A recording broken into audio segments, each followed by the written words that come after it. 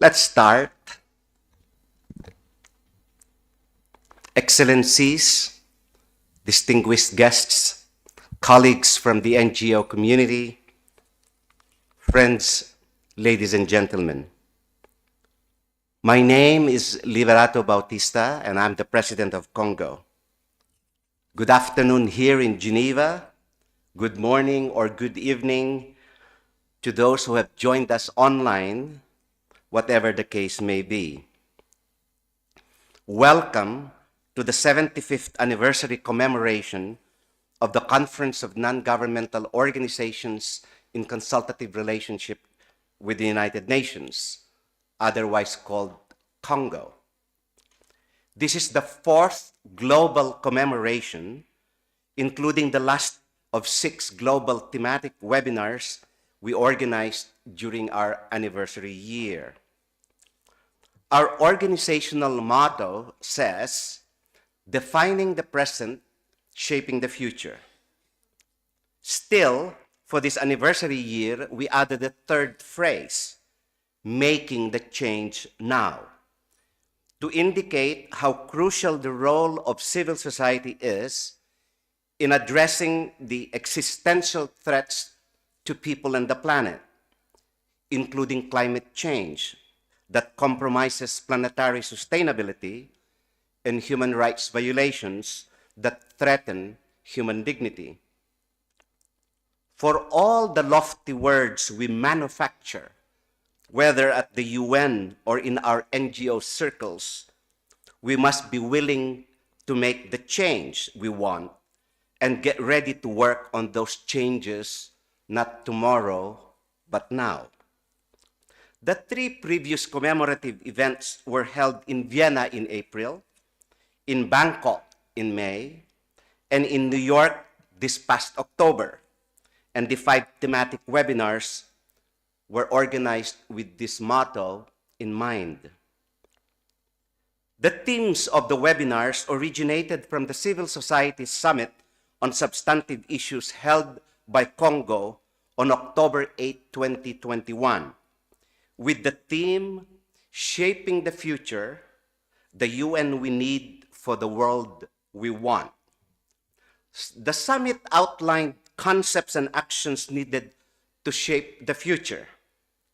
As a direct outcome, the summit issued a synthesis report which became the basis for CoNGO's programmatic direction in the current triennium, particularly during CoNGO's 75th anniversary year. The first webinar on March 2 this year focused on social justice, but in particular on migration justice, on racial justice, and on health justice. It was intentional to begin the anniversary webinar series with a social justice theme. We long to have social justice, but need help to achieve it.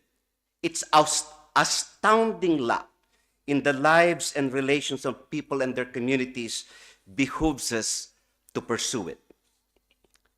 At this first webinar, we emphasized that recovery from intersecting social and health pandemics that people and the planet face today must not only be inclusive and resilient, but more importantly, just.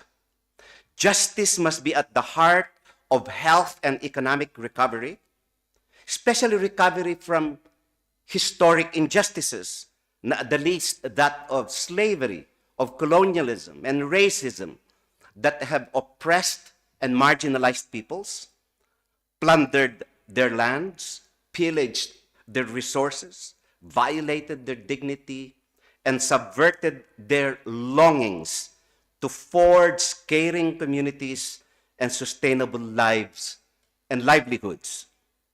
We ended that first webinar with a note that when inclusion, resilience, and justice unite, we can move from the prevalence of fear in our lives into a resurgence of hope in our communities, especially in a situation where there's a deficit of hope and a surplus of fear.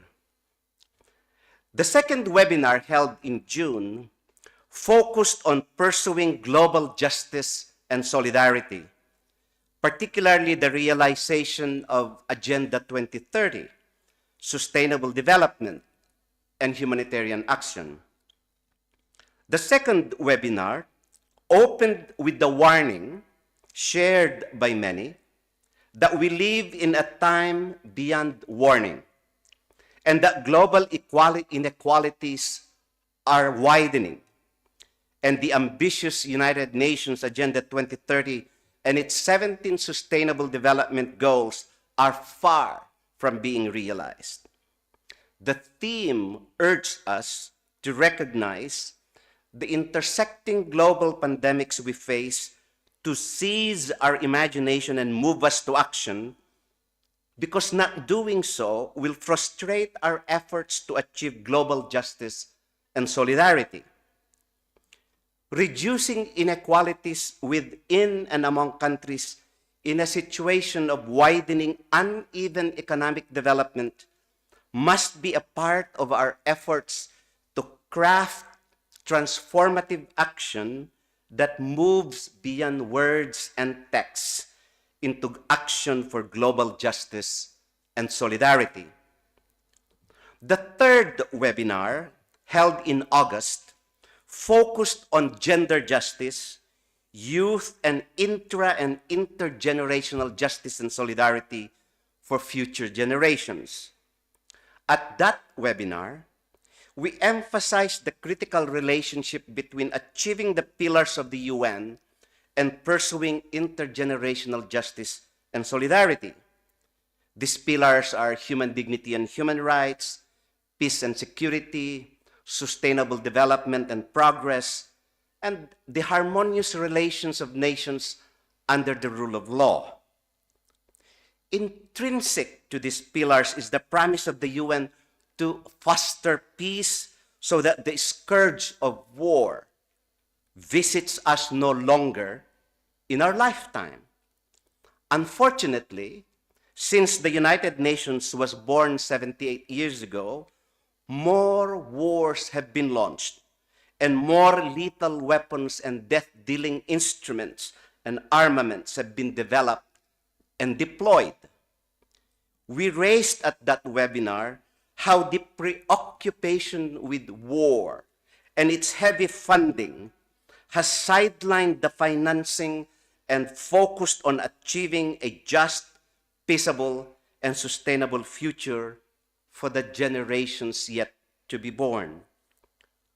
At this third webinar, we made a strong statement that human security and planetary integrity intertwined, and yet, if national and multilateral budgets are a statement of our moral bearings, we are in a deep moral deficit today because nations are funding more wars today than more peace and more human security.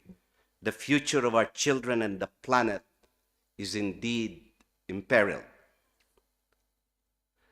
The fourth webinar, held in September, explored further, the themes of webinar 3, but this time it focused on peace, human security, and the threats to the security and sustainability of people and the planet, continuing what previous webinars had explored, engaging CoNGO's constituency in a deeper dive into the UN Secretary General Antonio Guterres's Our Common Agenda, including the Summit of the Future in 2024 and a projected outcome called a Pact for the Future. The fourth webinar emphasized that peace is an essential precondition for human security, but it is no longer a sufficient standard for governing international relations.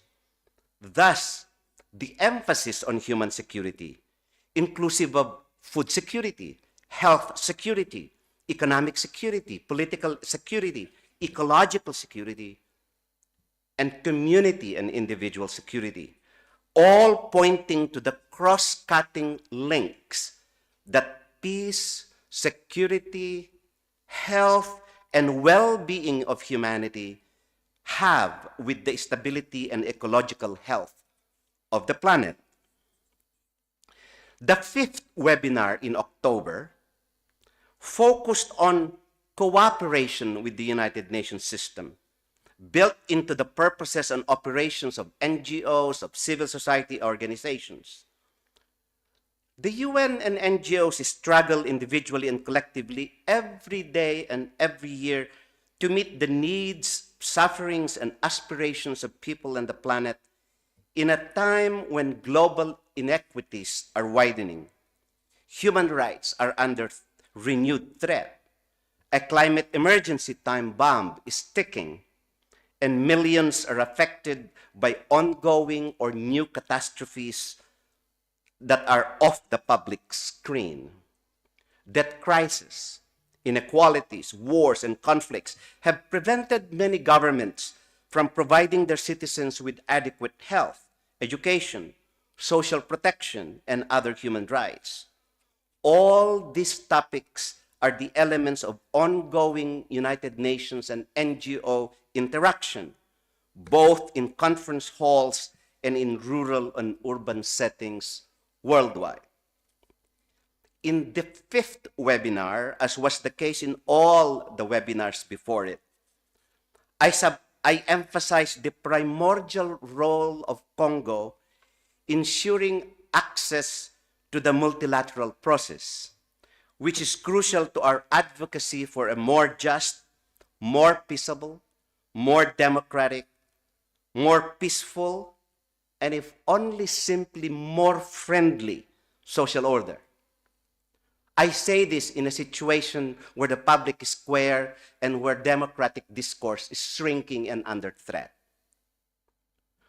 CoNGO advocacy at the UN is about access to what I call the premises and the promises of the multilateral agenda. By access to the premises, I mean access to the warm-blooded diplomats and UN officials and the physical spaces at the UN where they meet. So the physical access is both to the person, the diplomats, and the physical spaces. But more than access to the premises, but access to these premises means little unless we too have meaningful access to the promises of the multilateral agenda. By this, I mean access to the substantive agenda of the UN and contributing and valuing NGO expertise and advice on them. At this webinar, we had the fortune of hearing from civil society liaison officers, and Sophie here from the UNOG was with us, from the UN in New York, at Geneva, at Vienna, discussing access and its possibilities and limitations.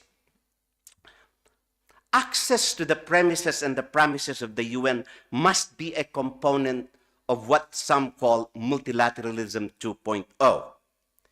It would mean more than just a reboot from the multilateral wiring architecture we have come to know and work around.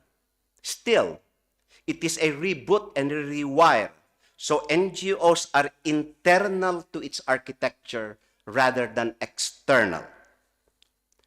This sixth and final webinar focuses on human rights, allowing for a double commemoration of the 75th anniversaries of the Universal Declaration of Human Rights and that of CoNGO. And of course, the other 75th anniversaries happening this year, especially that of the World Council of Churches, the World Health Organization, the United Nations Peacekeeping Operations, the 75th anniversary of the ILO Convention on Freedom of Association and Protection of the Right to Organize. It is also the 75th anniversary of the CoNGO member organization, World Federation for Mental Health. The WCC was a founding member of CoNGO in 1948 and served as its third president through Elfan Rees, then the director of the WCC Commission of the Churches on International Affairs. And so we are grateful for the hosting of the World Council of Churches as we celebrate our 75th anniversary. You were right there from the very beginning of the founding of CoNGO. The first director of the Commission of the Churches on International Affairs of the WCC, Dr. Frederick Noldy, is credited for drafting Article 18 of the Universal Declaration of Human Rights at the urging of Mrs. Roosevelt, dealing with, among others, freedom of religion or belief. The World Federation of Mental Health, as I said, is a long-serving member of CoNGO and also celebrates its 75th anniversary this year. By the time we are finished with this commemoration and the last of the thematic webinars, which caps the 75th anniversary events this year, we will have involved at least 3,600 in-person and online participants coming from all continents of the world.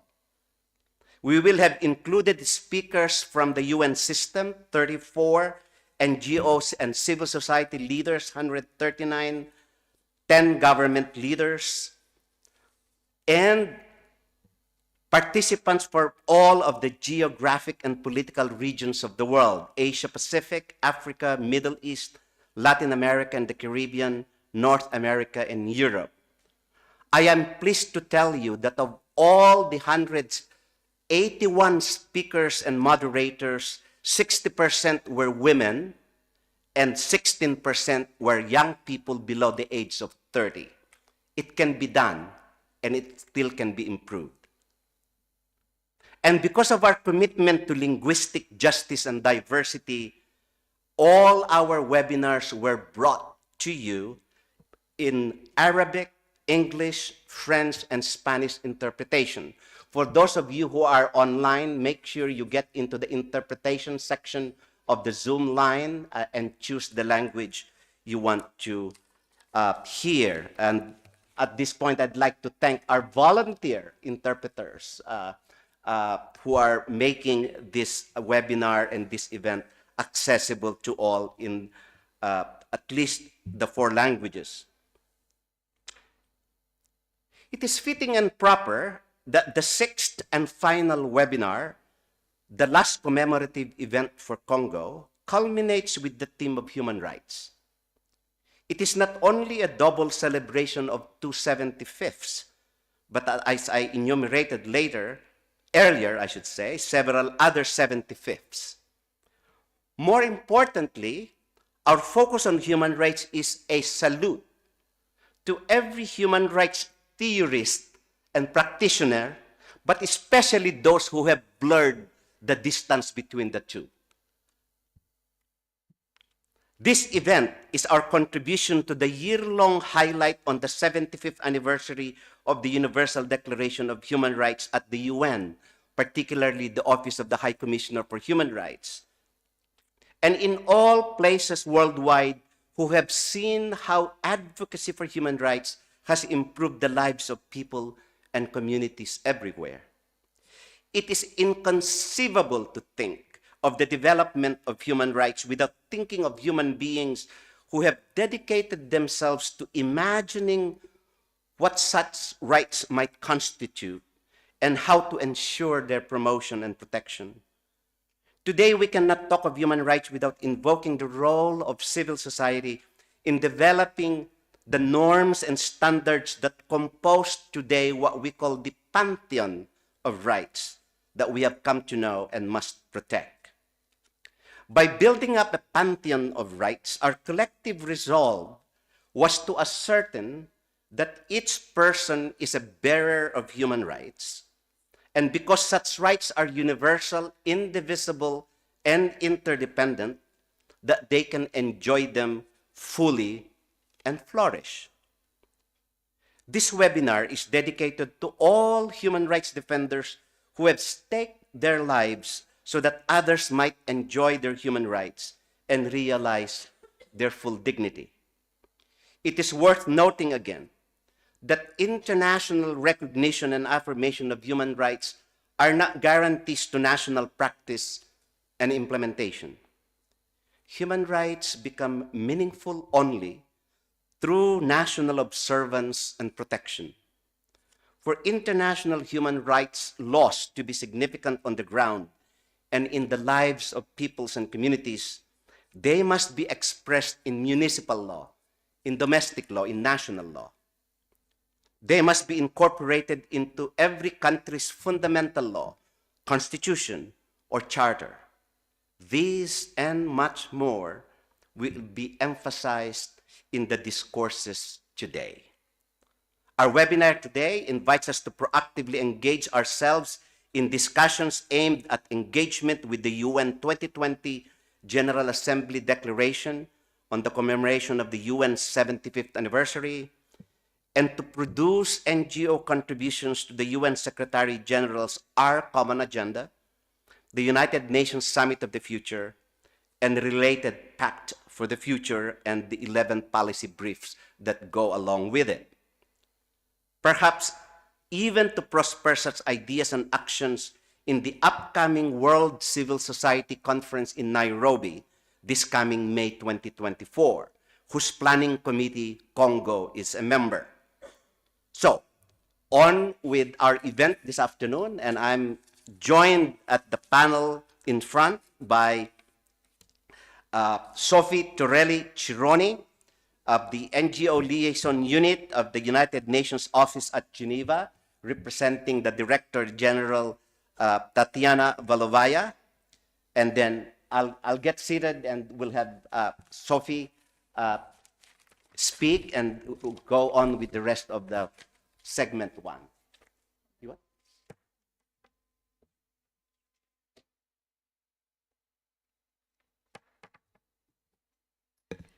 Good afternoon, ladies and gentlemen, in this beautiful room and online. It's a great pleasure for me to be with you today and to represent the Director General of UNOG, Tatiana Valovaya, who addressed already the New York celebration, and unfortunately she can't be with us today. I'll try my best to represent her. So it's really a great pleasure to be with you on the occasion of the 75th anniversary of CoNGO. And in particular, as today's event is really about enhancing multilateralism and protecting human rights, and also civil society space, which is of particular significance to the Director General of UNOGS and all the other colleagues at the UN in Geneva, and I'm sure my colleague on the right will attest. Our daily work is all about supporting multilateralism, multilateral diplomacy, and engaging in multi-stakeholder discussions like this one. So today's commemoration is very timely in light of the pressing needs we face. In a world grappling with unprecedented global geopolitical challenges that transcend all boundaries, a robust multilateral system is really the only option we have to find and implement global solutions. The renewed multilateralism we want must be effective, networked, and inclusive, as mentioned by previous speaker, and it should include all actors: states, international and regional organizations, and of course, civil society, that organization that you represent today, as integral partner across all sectors of the UN work. The partnership between the United Nations and CoNGO illustrates this very well. It is a long-standing and solid relationship which dates back to 1948 when the NGO was created. And CoNGO has since played a major role in strengthening the relations between NGOs in consultative status with ECOSOC and various UN bodies.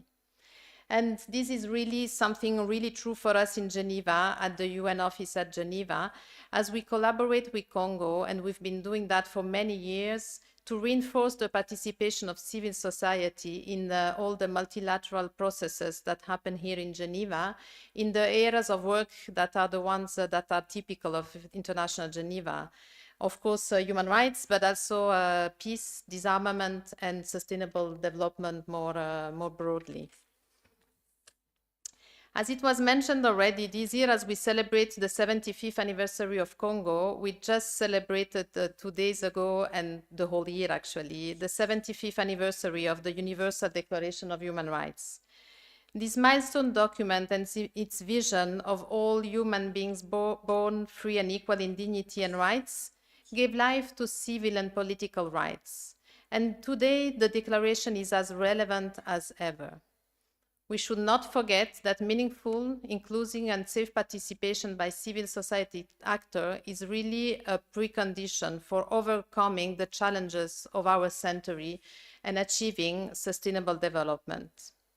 So once again, on behalf of the Director General of UNOG, I wish to congratulate CoNGO, who has been a partner of the UN for 75 years, for its leadership and continuous commitment to increase dialogue.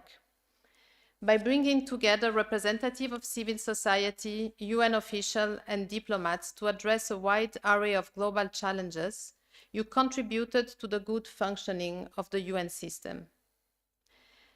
Let me finish by thanking CoNGO for organizing today's gathering and also encourage the 500 plus NGOs member of the network present, some of them online, to continue the work together with the UN to promote, strengthen, and expand the role of civil society within multilateral discussions. Multilateralism means working for and with the people that you represent. I thank you for your attention and I wish you a fruitful discussions today. Thank you very much, Sophie, Ms. Sophie Torelli Cironi. Please convey our thanks once more to the Director General, Tatiana Valovaya. This is going to be her fourth engagement in a CoNGO event, and we thank her profusely. May I... I'm sorry, I will need to leave you. I'm sorry, I will need to leave you. So.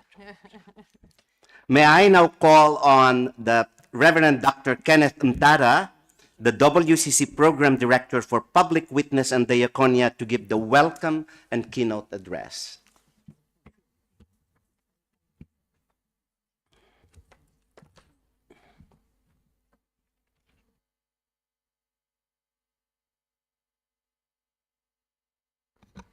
Let me take this opportunity on behalf of the World Council of Churches, General Secretary, Reverend Jerry Pillay, and the whole leadership of the World Council of Churches, and the member churches that are located in 120 countries, to thank you for deciding to come and host this important commemoration of the 75th anniversary of the Conference of Non-Governmental Organizations anniversary here at the Ecumenical Center.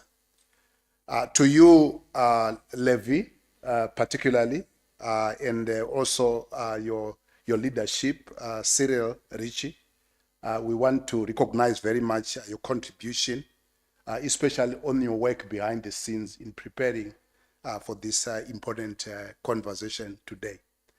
I thought before I proceed that I should share with you some gifts from the World Council of Churches, which we normally share with our esteemed guests, because these are crosses that are developed, that are made from the suffering populations in the Middle East. And we want to share this with you in recognition of the very important work that you are doing through the conference. Thank you.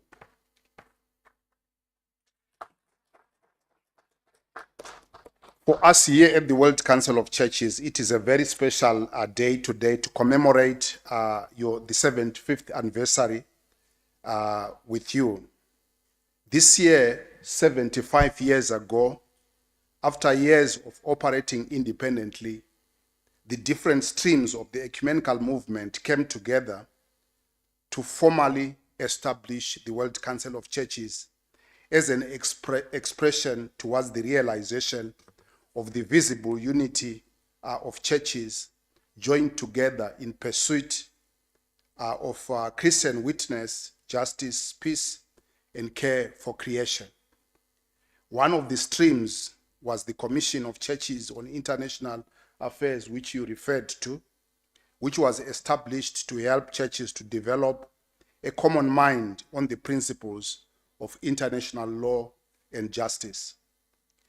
The Conference of Non-Governmental Organizations and the World Council of Churches were born in the aftermath of the Second World War, when women and men of that time were engulfed and captured by the euphoria of the need for global unity for peace. What became a true expression of such vision for peace was the United Nations Universal Declaration for Human Rights. For the World Council of Churches, the Universal Declaration for Human Rights was viewed as one major achievement consistent with the prophetic imagination of both our New and Old Testaments. As we read from Isaiah 61, the Spirit of the Lord is on me, because the Lord has anointed me to preach good news to the poor. He has sent me to bind up the brokenhearted, to proclaim freedom for the captives, and release from darkness for the prisoners. We connected this to the Universal Declaration of Human Rights as a continuous tradition that seeks to guarantee freedoms and responsibility and protection for the most vulnerable in our society. At its executive committee meeting at the 60th anniversary of the Universal Declaration of Human Rights, the World Council of Churches recognized this as the foundation of modern system of human rights, the first universal statement on the principles of the inalienable human rights, and a common standard of achievement for all peoples and all nations. And as Eleanor Roosevelt put it, it was recognized as the International Magna Carta for humankind. The World Council of Churches, through its Commission for International Affairs of Churches in International Affairs, as you have noted, participated in the drafting of the United Nations Declaration of Human Rights, specifically contributing to the text of Article 18 on freedom of thought, conscience, and religion. The World Council of Churches has since been active in promoting the declaration's implementation. As we commemorate this huge milestone, we must ask ourselves, where are we towards the full realization of this ideal? We must indeed celebrate some considerable progress made in advancement of the reinforcement of the human rights protection mechanisms over the last years, the establishment of the Human Rights Council, the Universal Periodic Review Mechanism could be listed among those efforts that strengthen the United Nations human rights machinery in a more democratic and transparent way. Some important human rights instruments like the Convention of the Rights of Peoples with Disabilities, the International Convention of Enforced Disappearance, and the Declaration of Rights for Indigenous People have been adopted and must be celebrated. Over the years, the prosecution of genocide, crimes against humanity, and war crimes by international tribunals and the national courts has also been a positive step in the fight against impunity for grave human rights violations. It is also worth mentioning here that the moratorium on death penalty adopted by the General Assembly of the United Nations in 2007 has been a source of inspiration and something to celebrate, especially for organizations like the World Council of Churches that take seriously the dignity of all life. All these successes notwithstanding, the Universal Declaration of Human Rights as a framework of organizing how human beings relate in the public sphere within nations and between nations is under immense pressure. Over the last 7 decades of the adoption of the Universal Declaration of Human Rights, rights are continually violated or misused in pursuit of particular national, ethnic, racial, religious, and ideological interests at the levels of impunity, injustice, and inequality that is quite overwhelming. Millions of people are still witnessing a flagrant violation of their fundamental rights in many countries around the world.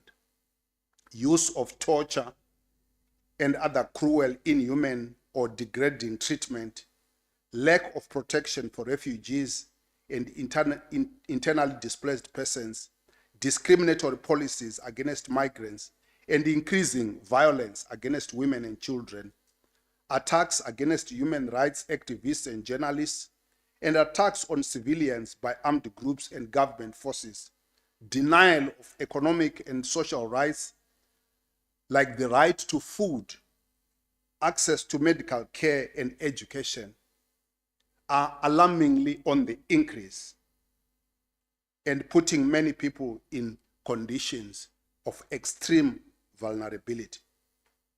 These and many other such violations are a cause of concern as we celebrate 75 years of this vision for humanity.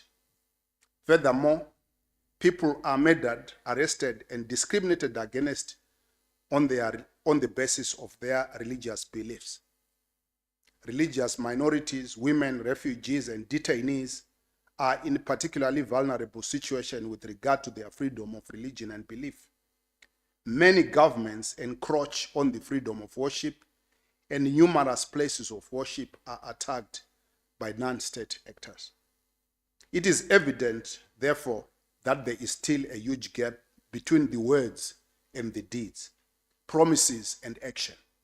Certainly, much has been achieved on a normative level, especially in the area of standard setting and monitoring. Nonetheless, adopting and ratifying intergovernmental human rights instruments, although very important, simply does not suffice. There is a need, therefore, to respect and promote by all means, both in law and in practice, the full realization of the rights included in these agreements in every country and around the world, as you have said, Levi, in your address. Governments must defend the right of the people that are under their jurisdiction and must show their political will to seriously tackle the grave human rights violations that occur in various parts of the world. The World Council of Churches affirmed what it said about human rights during its 5th assembly in Nairobi in 1975, when it said, "Our concern for human rights is based on our conviction that God wills a society in which all can exercise full human rights. All human beings are created in the image of God, equal and infinitely precious in God's sight and in ours." What can the World Council of Churches, in partnership with the Conference of Non-Governmental Organizations and the United Nations, do together to realize this vision, to lift up the supremacy of this sacrosanct framework of the Universal Declaration of Human Rights? I suggest the following. First, we must reiterate our shared commitment to Universal Declaration of Human Rights and to the principles enshrined within it. This is important today because there are practices of double standards and statements from powerful nations and individuals that sometimes appear to relativize this framework, and in so doing discredit the Universal Declaration of Human Rights framework and the whole multilateral system upon which it is built. It is our role together to defend the framework and the institutions that support it. Second, we must continue to share evidence that reveal the huge gap which continues to exist between declarations on human rights and implementation, and the tragic human suffering this represents as a result of extensive violation of human rights. Third, together, we should continue to urge governments to adopt, ratify, and respect international and regional instruments for the promotion and protection of human rights, to monitor compliance with them in their own countries and around the world, and to underwrite that commitment with human and financial resources. Fourth, we must challenge governments to take all necessary measures in order to guarantee the effective protection and promotion of the right to freedom of religion and belief, and to challenge intolerance or discrimination against based on religion and belief. Lastly, we can together commit afresh to human rights advocacy work as an essential and integral component of the worldwide struggle and yearning for peace with justice, and an important part of the ministry of the Church, working together with civil society, governments, and the multilateral system. With all these commitments, I believe as we deliberate today, we can, as we celebrate 75 years, look forward to the next 75 years with hope and confidence. Thank you. Thank you very much, Dr. Ramtara. I would like to take this opportunity already to thank you and the General Secretary, the Reverend Dr. Professor Jerry Pillay, for the gracious hosting of this event, and for the communications team led by Marian Egersten and Walter Muniz here, and at some point Marcelo Schneider for making use of their facilities for broadcasting. You can send text messages to your friends. We're also live broadcast on the YouTube channel of CoNGO, and so they can watch. And if you want to go back to the recording of this event, it will be available there as well. And we will clean up the video and make it available for further viewing. As you can imagine, this is our contribution to the 75th anniversary also of the Universal Declaration of Human Rights, and we have had robust communication with the Office of the High Commissioner for Human Rights, inviting the High Commissioner himself to attend our event. The High Commissioner's Office, by way of Ms. Veronica Birga, the Chief of Staff, conveyed a letter from the High Commissioner saying that on behalf of the High Commissioner for Human Rights, I wish to express my appreciation for your invitation to Mr. Volker Turk to deliver a keynote statement at the CoNGO 75th anniversary commemoration to be held in Geneva in hybrid format on 15 December 2023. Unfortunately, due to other commitments, the High Commissioner will not be able to participate. However, I am pleased to confirm that Mr. Ibrahim Salama, the Chief of the Human Rights Treaty Branch, will be participating on behalf of the Office of the High Commissioner. So let's now hear from Mr. Ibrahim Salama, the Chief of the Human Rights Treaties Division of the Office of the High Commissioner for Human Rights. And indeed, the collaboration of the office includes three other speakers, three other political officers from the Office of the High Commissioner who will be speaking much later in the day. Mr. Salama. Distinguished participants, it's a pleasure and honor to join you today with some reflections. I would like to start by thanking the World Council of Churches and the Conference of Non-Governmental Organizations for this opportunity. Let me reflect first on an obvious relationship, but it's still worth stating, about the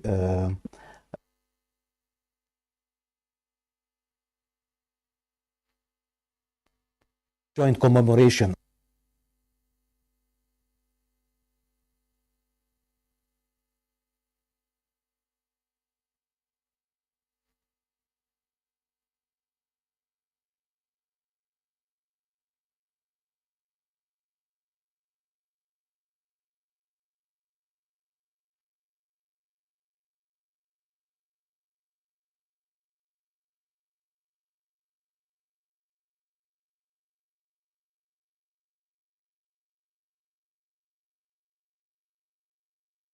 75 years of both the universal declarations. I would like to start by thanking the World Council of Churches and the Conference of Non-Governmental Organizations for this opportunity. Let me reflect first on an obvious relationship, but it's still worth stating, about the significance of the same age, or the joint commemoration of 75 years of both the Universal Declaration of Human Rights and the establishment of the World Conference of the Conference of NGOs, non-governmental organizations. And I think this simply means that there is no human rights without civil society. But we can extend it also to say today, in light of the experience, that there are no civil society complete without faith-based actors. It sounds evident, but much easier to state than to follow in practice.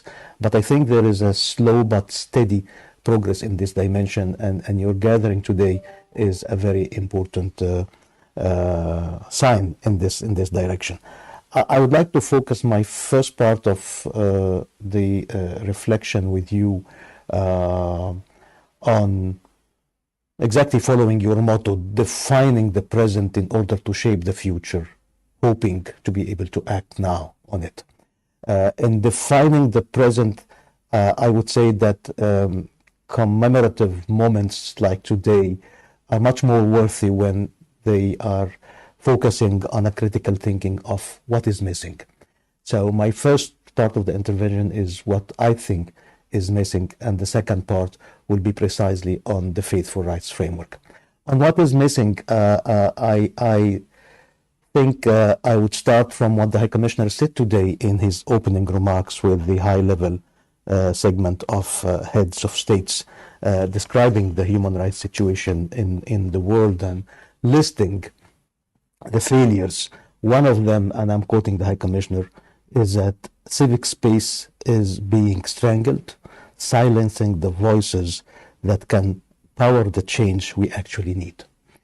And that's why the importance of civil society, including the faith-based actors, cannot be overemphasized.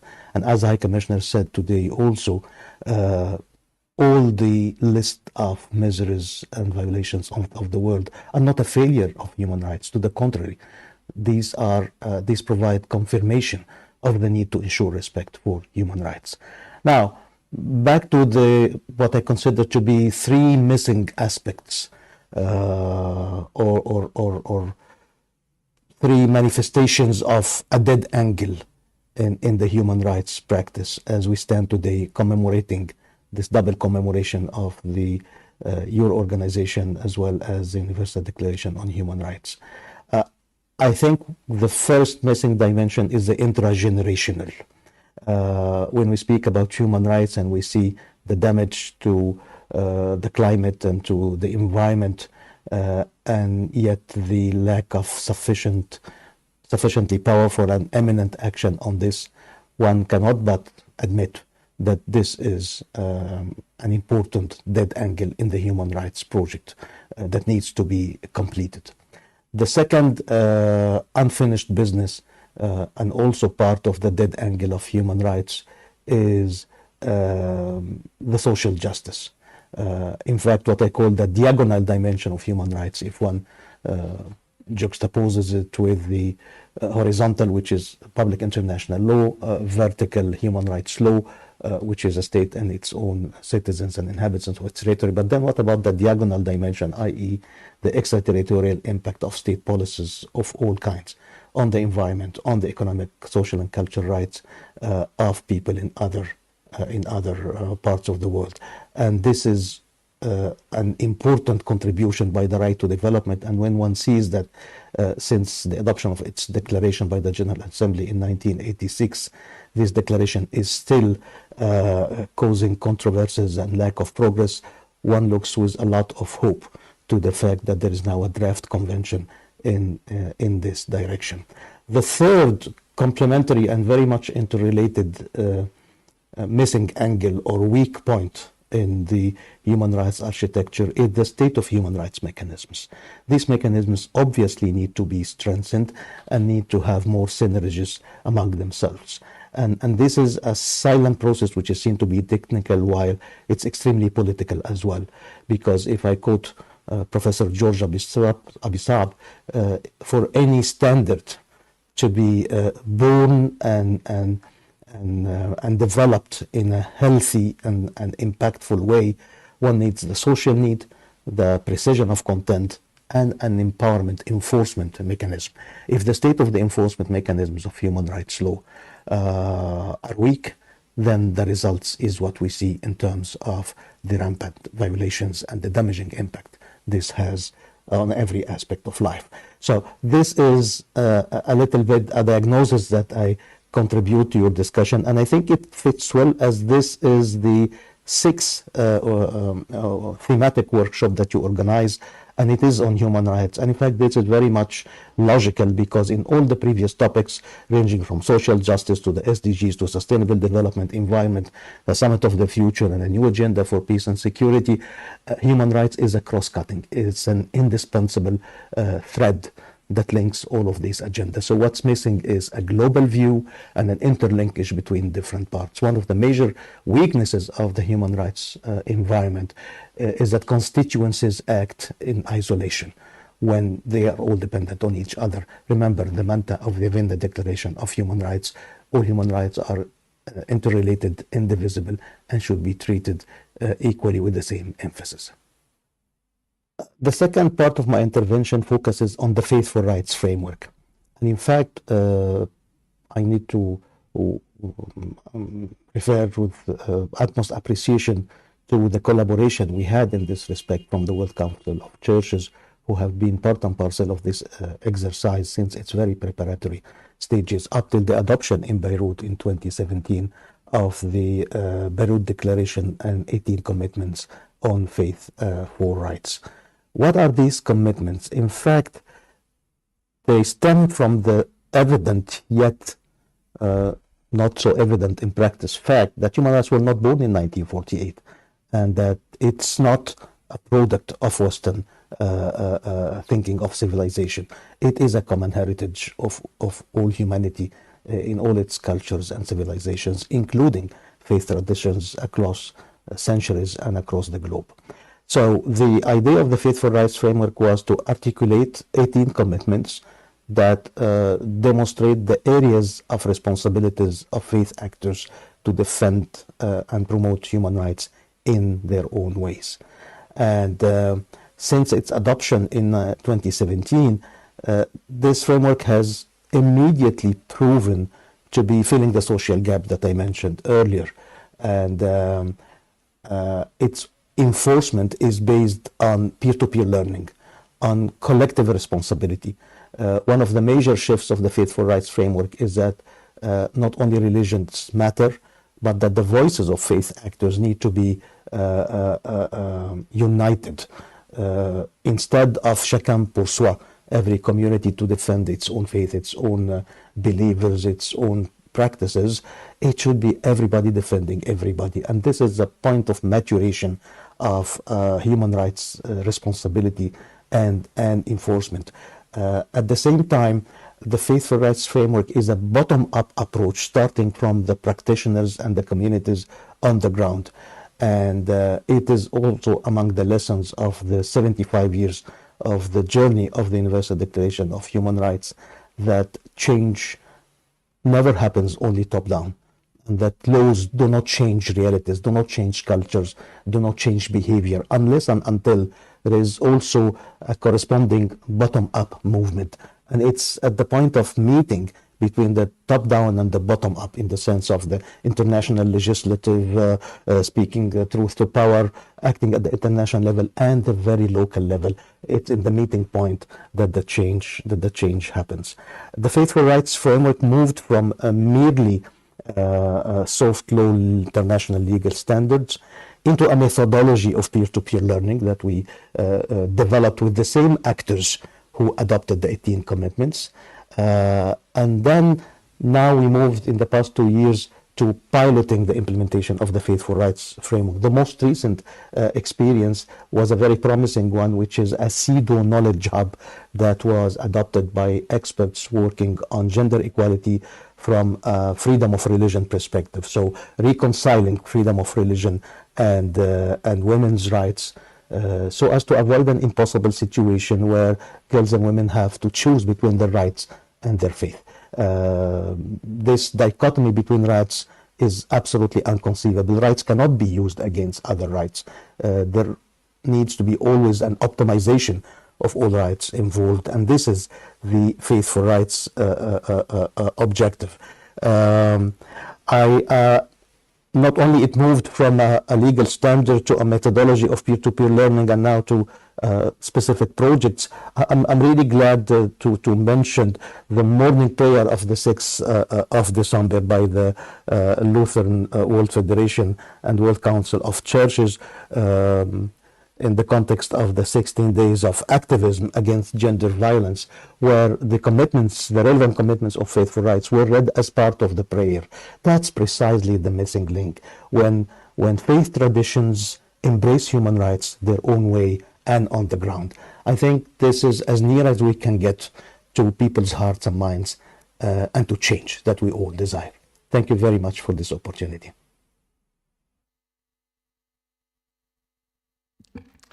Thank you very much, Mr. Ibrahim Salama.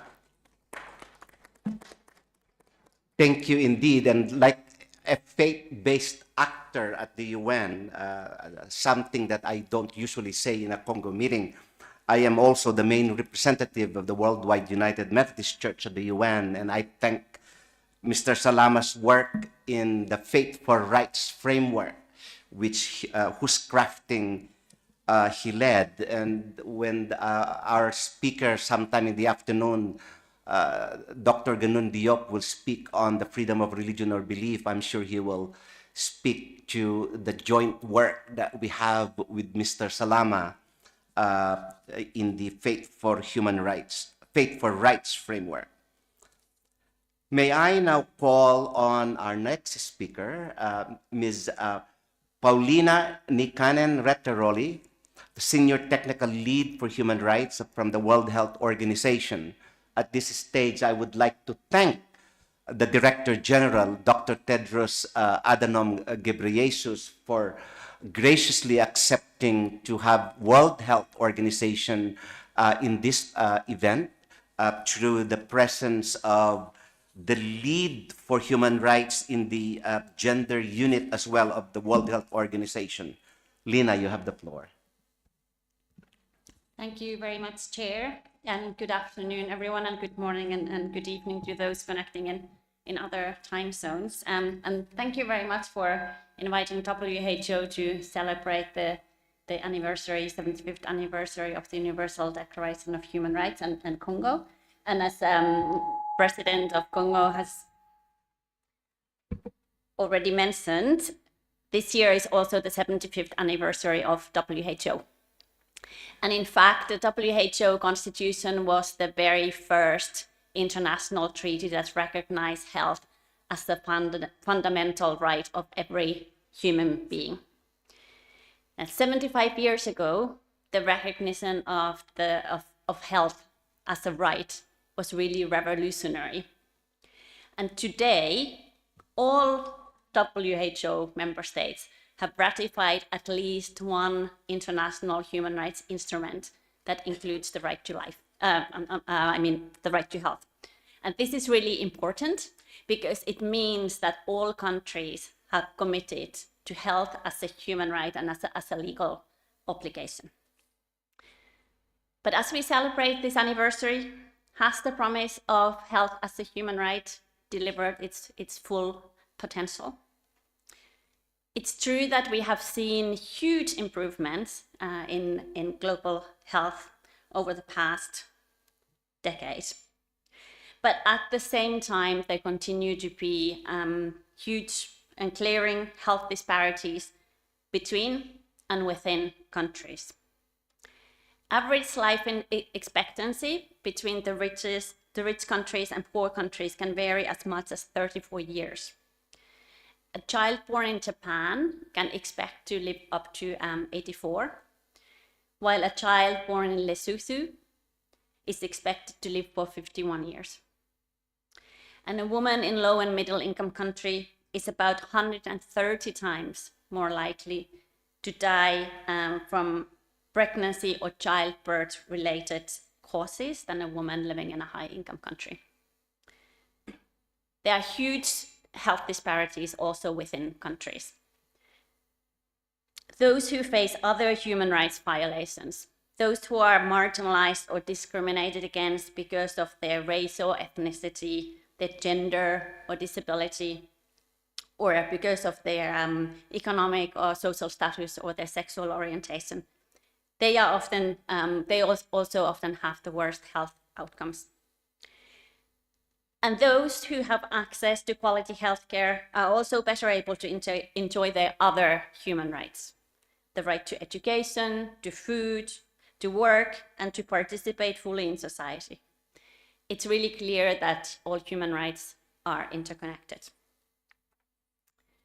So why has the right to health not been realized for all? As previous speakers have already said, and I think we all know, the answer lies in the gap between the promises and the action. And in fact, often it comes down to money. Health is way too often seen as a cost rather than as a right and as an investment in the well-being of humanity. The WHO Council of Economics, they've done a very interesting analysis. They've pointed out that at least 140 countries recognize health as a human right in their constitutions, but only 4 countries mention how to finance it. We are also facing huge inequalities, as some of your previous webinars have also highlighted. The world's wealth has soared to unprecedented heights, yet 10% of the population control 76% of total global wealth, while the poorest half control only 2%. Extreme poverty rose sharply during the pandemic years, and it has, for the first time in decades, and it has remained higher than it was before 2020. And because of these inequalities, many people are forced to go without medical care or to spend their savings on it, driving them deeper into poverty. Also, nearly half the people in the world live in countries where governments must spend more on debt repayments than they are able to spend on health. And this is harming both individuals and societies. 75 years ago, the recognition of health as a human right was revolutionary. And today we are still waiting to see the full promise of that revolution. If health was truly seen as a human right rather than as a policy choice or as a drain on the public purse, we would see national economic, fiscal, monetary, investment, and business decisions made through the lens of health and human rights. We would see greater investment in health. And addressing poverty, investing in education, ensuring fair wages, and eliminating all forms of discrimination would become part of realizing the right to health, and at the same time, part of realizing the other interconnected rights. If health was really seen as a human right, our economic and other policies would be instruments for constructing a world where health equity is the norm and not the exception. And globally, we would see fairer deals on debt relief and development finance, allowing countries to invest in health and well-being. And we also need to see a shift towards increased social participation in health. Civil society organizations are not only delivering essential health services, but are really at the forefront of advocating for health rights and for holding governments accountable. You all know this very, very well. And the COVID pandemic really showed the importance of civil society, because many of the countries that responded most successfully to COVID-19 were those that engaged and empowered communities to implement measures to protect themselves and others. The role of civil society, both as service providers and advocates, is therefore really crucial. Before closing, let me just say a few words about the role of WHO. This week, at the Human Rights 75 high-level event, WHO made a pledge on human rights. We committed to integrating human rights into all our work and to support member states with strategies that are gender responsive and grounded in human rights norms. And we also committed to increasing our engagement with civil society. And I really hope that members of CoNGO will hold us accountable to that pledge. Let me just finish by saying that although we are today facing huge challenges, and although we are seeing a lot of conflict and violence and human suffering, and although we are also seeing a global backlash to human rights, we should not lose faith in the promise of the Universal Declaration, and we should not give up. The human rights pledges that were made by member states and others this week at the high-level event, they really give us hope. And I think I hope we all agree that we should use this momentum created by the 75th anniversary of the Universal Declaration to forge even stronger linkages between the UN, civil society, and governments, so that when we celebrate the next big anniversary, we will be living in a world where everyone's human rights have been fully realized. I thank you very much. I want to thank Paulina and the World Health Organization for the substantive contribution to this event. May I now call on Ruth Marlin Grace Sidabutar with the World Summit on the Information Society based at the International Telecommunication Union. CoNGO is a focal point for civil society with the World Summit on Information Society since 1995, after the World Summit on Information Society held in Geneva and followed in Tunis. So ITU is a treasured network within CoNGO. Ruth is joining us live somewhere between office and the airport, I think. So thank you, Ruth. Participants, ladies and gentlemen, on behalf of the World Summit on the Information Society with his team at ITU, I hope you can hear me. Can you hear me? Yes, we can hear you. Can hear you, yes. Oh, okay. Shall I continue because I see some confusion in the room? Yes, you can continue. Okay. On behalf of the World Summit on the Information Society with his team at ITU, I would like to thank you for the kind invitation to address you on this special occasion. Today, we come together to commemorate historic milestones, the 75th anniversaries of the Conference of Non-Governmental Organizations in Consultative Relationship with the United Nations CoNGO and the Universal Declaration of Human Rights, UDHR, that marked significant moments in the course of human progress. This is our moment to reflect the milestones achieved, glean insights from the lessons learned, and uphold the enduring principles that have guided us through 7.5 decades of shared history. As the UN Agency for Digital Technologies, we are committed to the principles of the Universal Declaration of Human Rights. ITU has helped shape the development of technology as a force for good in the world for almost 160 years. The opportunities for advancing human rights are enormous, but so are the challenges. The very tools designed to connect us can be used against us, deepening the fault lines in our societies. There were 70 million telephones in the world around the time of the Universal Declaration of Human Rights, 3 telephones for every 100 persons. There are now more mobile phones than people on the planet. Despite this, a staggering 2.6 billion people remain offline worldwide, lacking a voice in our discourse or the shaping of our digital future. We have a once-in-a-generation opportunity to build a fairer, more just, and more equal digital future for all, one worthy of the commitment that brings us here together today. The WSIS Declaration of Principles, stemming from the summit in 2003 in Geneva, provided a multi-stakeholder framework for digital cooperation, which is inclusive and participatory. It emphasizes the importance of building a people-centric, inclusive, and development-oriented information and knowledge societies. This declaration resonates strongly with the principles enshrined in the UDHR, reinforcing the commitment to human dignity, freedom of expression, and access to information, where technologies are deployed in a manner that respects and upholds fundamental human rights.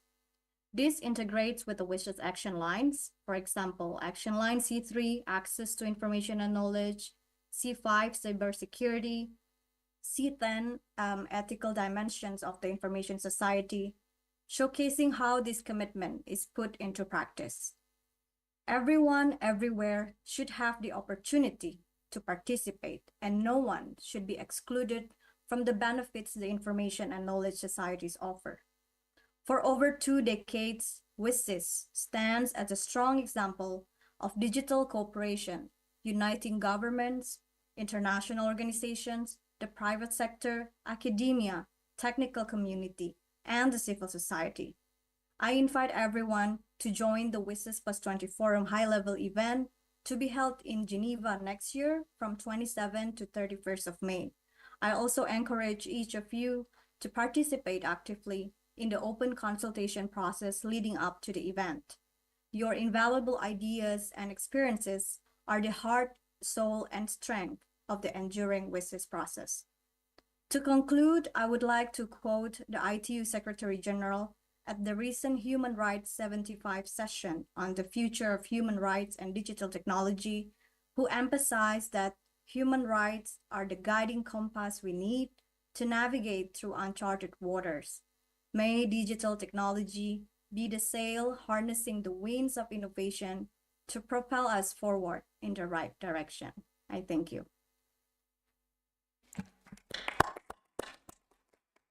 Thank you, Ruth Sidabutar, for making this event a part of your day. Have safe travels and happy holidays.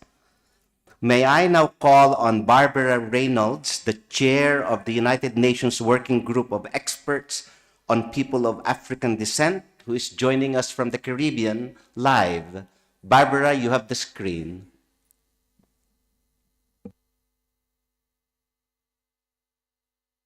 Mr. Chair, thank you very much. I'm unable to turn on my video here. I see that it has been stopped by the system, but maybe I can just go ahead. I don't know if the okay, thank you. I've just been given permission to do so. Thank you so much. Thank you, sir. And let me begin by saying that I'm sitting in Norway, so I have as many lights on as possible, and I hope that I can be seen.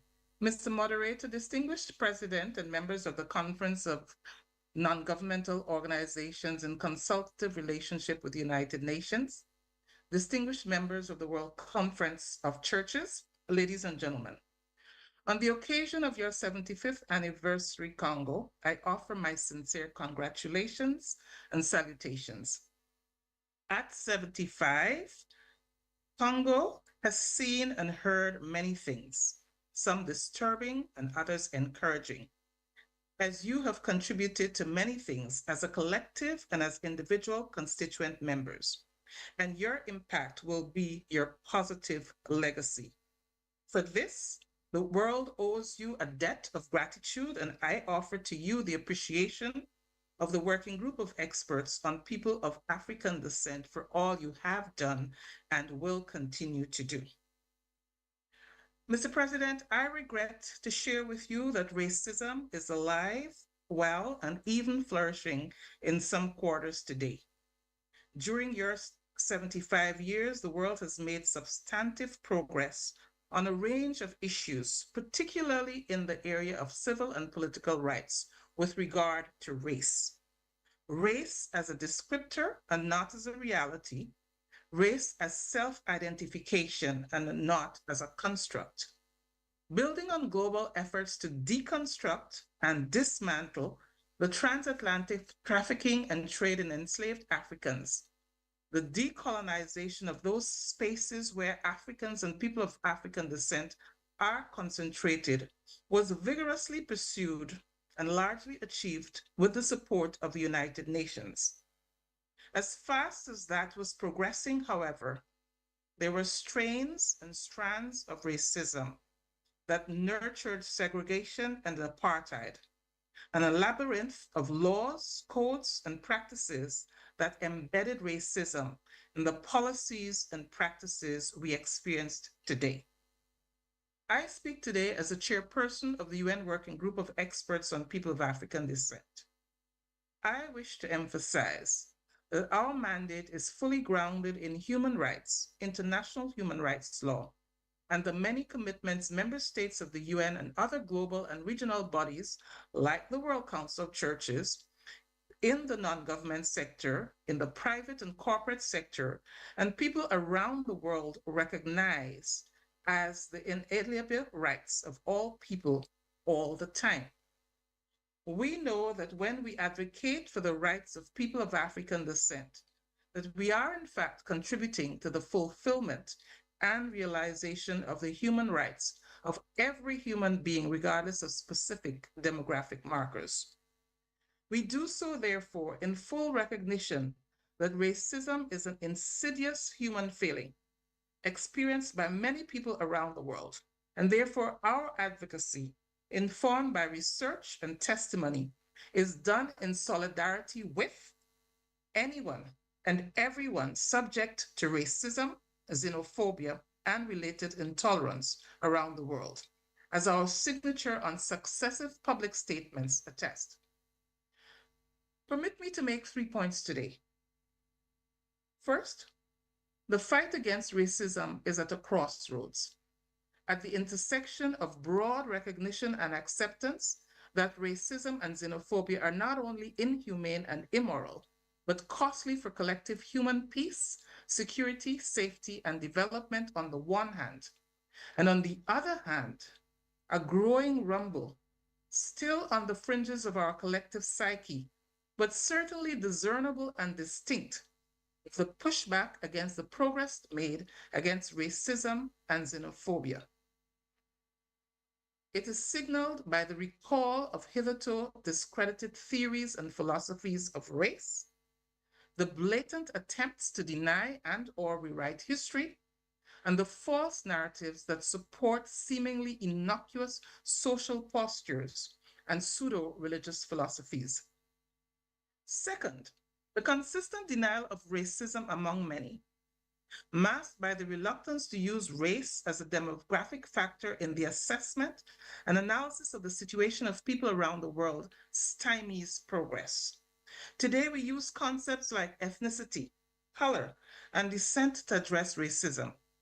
I wish to submit to this august body that as difficult as the matter is, and as plausible as the stated reasons, we cannot determine who is most affected by race until we're able to effectively address racism and xenophobia through data and information. In this regard, the lessons learned from dealing with gender are instructive. I therefore urge CoNGO to continue to advocate for an accounting of race as a demographic factor in the pursuit of human rights, and to call on member states and on institutions to collect, analyze, and disseminate data on race and its impact on the human rights agenda. Third, as we look forward, I call attention to the use of artificial intelligence, digitalization, and the digital divide in exacerbating racism in the pursuit of human rights. Earlier on, I mentioned the laws, codes, and practices embedded in our societies that impede the realization and fulfillment of human rights. We call these embedded laws, codes, and practices unconscious bias, structural racism, and systemic racism. And they are severe impediment to the human rights agenda. It is imperative today that we recognize that as egregious as those things have been, they pale in comparison with the potential negative impact that artificial intelligence and widespread digitalization can have, are already having, and will have on racism, xenophobia, and racial discrimination if concerted, cohesive, and comprehensive attention are not paid to the potential misuse and abuse of these technologies. I therefore urge CoNGO to advocate vigorously and vociferously, as you always have done, for attention to AI and digitalization, and to support every effort at the UN, among governments, all levels of government, with the private and corporate sector to address this existential threat to the human rights of all people. Please allow me to make a few concluding remarks with regard to racism and the United Nations. The World Conference Against Racism, Racial Discrimination, Xenophobia, and Related Intolerance, having met in Durban, South Africa from the 31st August to 8th September in 2001, issued a declaration that, along with the Durban Declaration and Program of Action, remain the single most comprehensive statement on racism and xenophobia and an agenda to address same. Along with the International Convention on the Elimination of All Forms of Racial Discrimination, adopted in 1965 and which entered into force in 1969, the Durban Declaration and Program of Action have stood the test of time. These mechanisms, along with the United Nations Human Rights Council and its mandates, like the working group that I chair, continue to educate, advocate, call to account, and support efforts at the individual and collective levels among member states and other organizations to stay the course. The pursuit of human rights, ladies and gentlemen, CoNGO, World Council of Churches, is a human endeavor and one to which we are all committed. I want to borrow a little bit of your theology to say to all of us today, our task is to make disciples of all men, women, and children to achieve this human goal. The pursuit of human rights can be seen as the saving of our people today. Thank you very much, and please allow me again to salute you and congratulate you on this, your 75th anniversary. Thank you very much, Chair. I want to thank Professor Barbara Reynolds, the chair of the UN Working Group of Experts on People of African Descent, for her substantive contribution to today's event. Before I empanel this next segment, I want to pay tribute to the former presidents of CoNGO in the past 75 years. Tuyomi, can we have that slide, please? You will perhaps recall, in 1948, the first president was the Carnegie Endowment for International Peace, which is very well known in the United States and worldwide in that field of international affairs, succeeded by the same Carnegie in 1949 and 1950. And the third president was the World Council of Churches, Elfan Rees, and the only person I think who is in the room with us who knew Elfan Rees is Cyril Ritchie, They knew each other way back in 1949. And then the next president was Gerhard Riegner of the World Jewish Congress, followed by Eunice Carter of the International Council of Women, J. Duncan Wood of the Quakers Friends World Committee for Consultation, followed by Robert Smith of WIFUNA, World Federation of UNAs, followed by Georges Egelman of the International Federation of Christian Trade Unions. I don't know if that organization still exists today. Then Posey Shepherd of the League of Red Cross Societies, followed by H.L. Horace Pereira from Sri Lanka of the World Federation of United Nations Association once again, and then Rosalind Harris of the International Social Service, and followed by Edith Ballantyne. And at this point, Edith is joining us online. Edith was born 101 years ago on December 10th, on the Day of Human Rights. Edith, belated happy birthday. We wish you good health and many more years. You've defied the years, and we're glad to know that you are online with us today.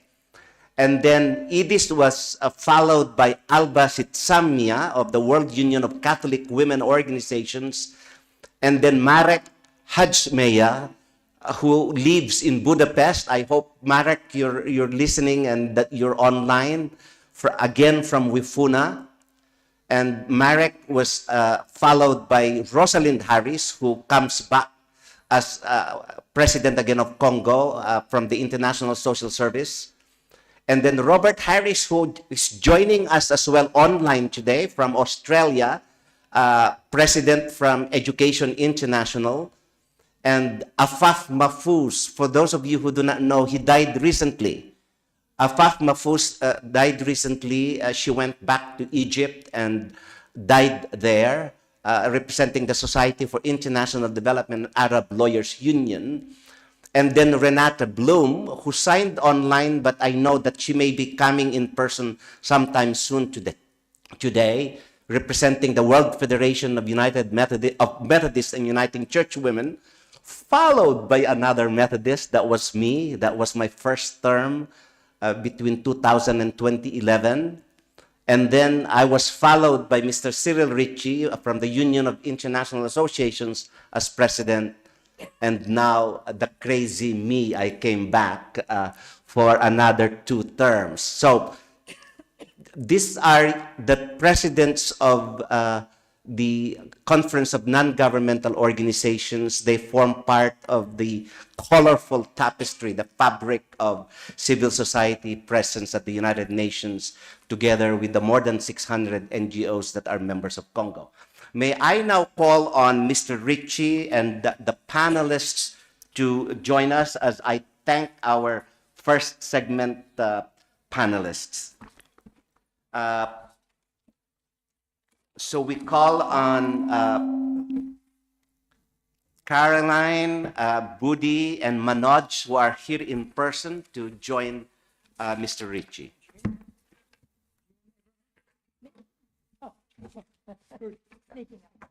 And Jane.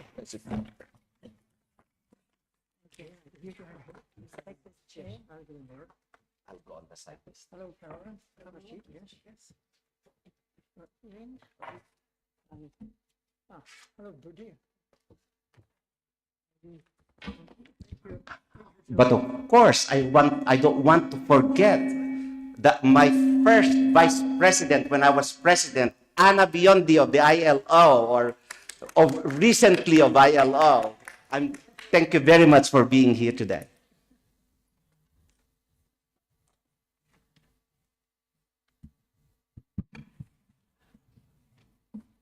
Well, thank you very much for the Levi for that first segment.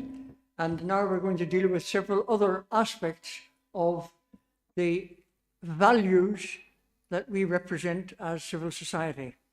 The order of speakers is the following. Jane Eberhard Hodges, who was the former director of the Gender Bureau of ILO, will speak first on women and gender justice. You have the floor. Thank you, Cyril, and congratulations to CoNGO on your commitment to leaving no one behind and your amazing staying power. 75 years ago, in the aftermath of war, the Universal Declaration of Human Rights was adopted, as well as the International Labour Organization's key instrument, the Freedom of Association and Right to Organise Convention, known as number 87. It's currently highly ratified. 157 ILO member states are committed in law and practice to make this a real living human right. Both instruments, the Declaration and 87, place importance on women and gender justice, which is part of the mandate I've been given to speak to. But of course, those words, these 21st century terms, were not around in 1948 when both texts were adopted. Today gives us a great opportunity to share the parallels in these two groundbreaking instruments that reflect workers' rights as human rights.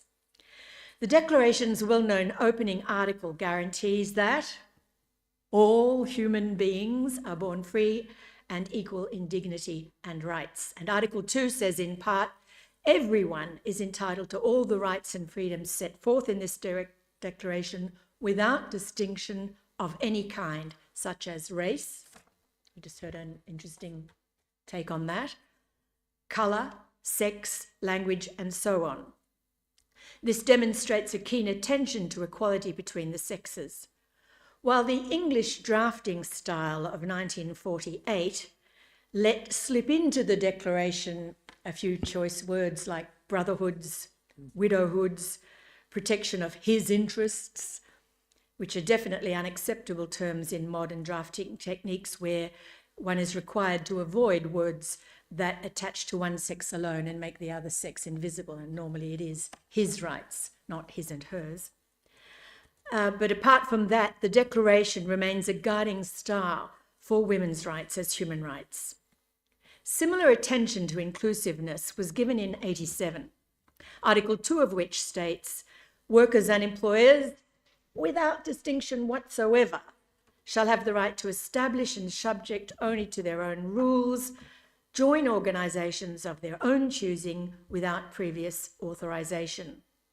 The broad scope of this article clearly means that women workers in all their diversity have association rights, just as men do. While the December 1948 Declaration in Article 20 encapsulates freedom of association for everyone in general terms, the June 1948 Convention 87 had already entered into the details of protecting the right to organise. So I'm stressing, 1948, in June, the ILO text was adopted, and it wasn't until December that we got the UN soft law declaration. But 87 covers important human rights, workers' rights as human rights, specifically to draw up workers' and employers' organisations, their own constitutions and rules, to elect their representatives, organise their administration and activities, and formulate their programs with no state interference. Also, the right not to be dissolved or suspended by administrative authority, to establish federations, confederations, and for them in turn to be able to confederate internationally. But at the same time, they must respect the law of the land like all other persons or organised collectivities, as long as the law of the land doesn't impair, nor is applied to impair, the guarantees of Convention 87. What has been accomplished under these frameworks is quite simply amazing. What has been achieved for women and gender justice is even more impressive given the wasteland for gender equality that existed in 1948. The ILO's supervisory system, comprising state reporting and complaints on non-compliance, covers implementation in law and practice of 87, as it does for all ratified conventions. The ILO has classified ILO as Convention 87 as one of the 10 fundamental conventions. Hence, states who've ratified must report on a 3-yearly cycle. In 75 years, this part of the supervisory system, this reporting-based system, has welcomed numerous changes in laws and in practice that bring national situations into compliance. And I can't stress enough the translation down to national situations of freedom of association through using Convention 87. But there's more. Given the critical importance of freedom of association for realising all international labour standards, in addition to the state reporting system, there exists a dedicated committee to hear allegations of specific violation of this right. The unique feature of this particular process is that ratification of the freedom of association texts, there are others beyond Convention 87, ratification of them is immaterial. Complaints can be brought whether or not the state has ratified the particular text because of the fundamental importance of freedom of association to the very being of the ILO. I spent the first 15 years of my long ILO career serving this Committee on Freedom of Association. I saw firsthand the impact of Convention 87. Many of the cases examined, still being examined, led to unionists being released from detention, laws repealed, practices changed, and quite a few of the cases involved women workers. In 2022, the ILO published a summary of 70 years of that committee's achievements, and I was honoured to author the chapter concerning the gender dimension of its mandate and functioning. At the time, I joked to my colleagues that it might have been the shortest chapter of the whole book, but luckily it wasn't. When one is retired, one has time to do a massive amount of research, and I think I reread literally thousands of cases, picking out where women workers' rights in particular and human rights were involved. Successful outcomes concerning women workers' rights actually come from countries in all regions of the world. Some allegations concerned arrest, detention, or unjustified dismissal of women union leaders and members. Some cases involved laws that blatantly excluded domestic workers, which are predominantly women, from the right to organise and from decent work guarantees. Yet other complaints concerned intimidation and threats against women workers who were simply calling for decent working conditions like maternity protection when they're working in multinational companies. Cases concerning refusal by the authorities to allow migrant domestic workers to create organisations to defend their interests are particularly of interest to me, given my current membership of the Global Migration Policy Associates, here in great numbers. It's an NGO that cannot access the ILO system I've just described, government reports, individual complaints, trade union-based complaints, but they can use the system and use their contacts within the civil society movement to get their voices heard. In conclusion, the two instruments we celebrate today, the Declaration and ILO Convention 87, go hand in hand to improve the well-being of women and men in the world of work. But implementation of the fundamental human right to freedom of association is hard won. Because the instruments remain essential for peace and gender justice, everyone and all states have the duty to protect and promote them so that the next 75 years are based on human dignity and social justice for all.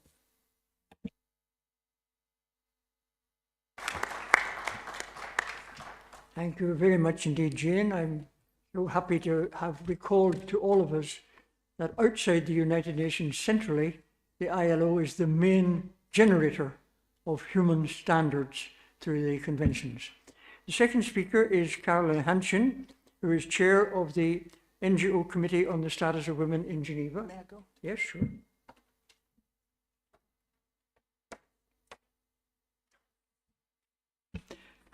Good afternoon. Thank you, Mr. Ritchie. Congratulations to Mr. Bautista and all the CoNGO members, and for the history of our committee with CoNGO. And Jane, our dear friend of our committee. Thank you.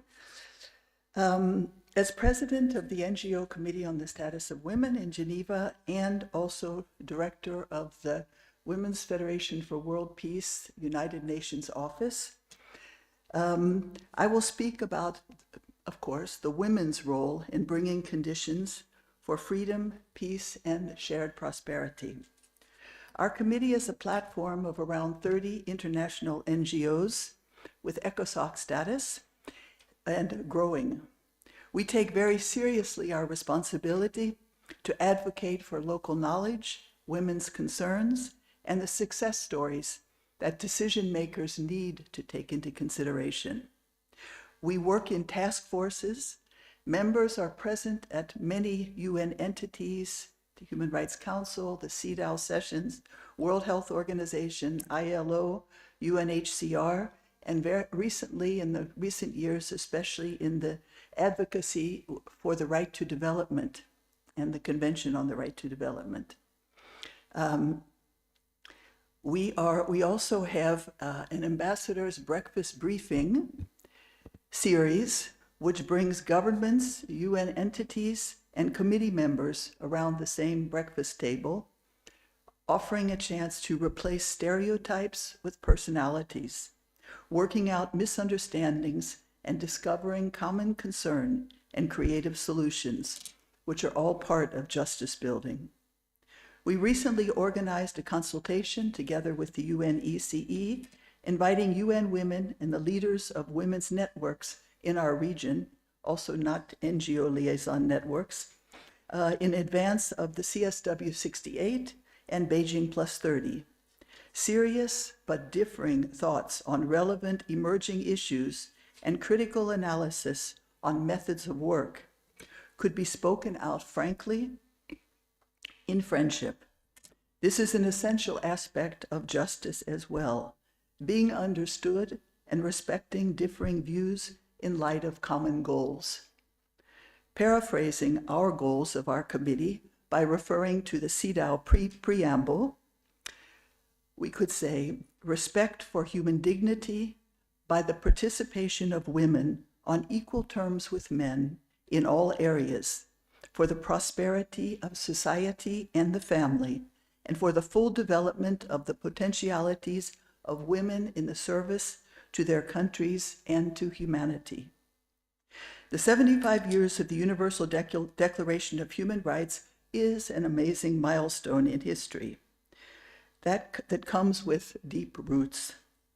I teach about human rights and see how excited young men and women are to realize that while there is a core that is immutable, anyone can apply them and should apply them, can accomplish them in their own unique and creative style, and add to the body of human rights knowledge. As chair of the drafting committee, already referred to today, Eleanor Roosevelt was commissioned to manage a team of strong-willed, mostly men. She understood that they needed her, even if they didn't always see that. She saw clearly the critical role of women leaders and of women implementers in the interface of peace, human rights, and development. Her aim was not just justice in service to women, but women in service of justice.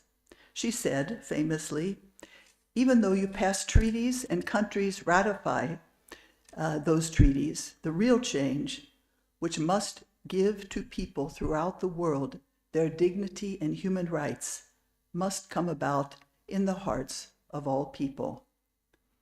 The NGO Committee on the Status of Women in Geneva also celebrated this year, or is celebrating this year, its 50th anniversary, with a stately commemoration hosted by the city of Geneva several months ago in the presence of dignitaries and friends.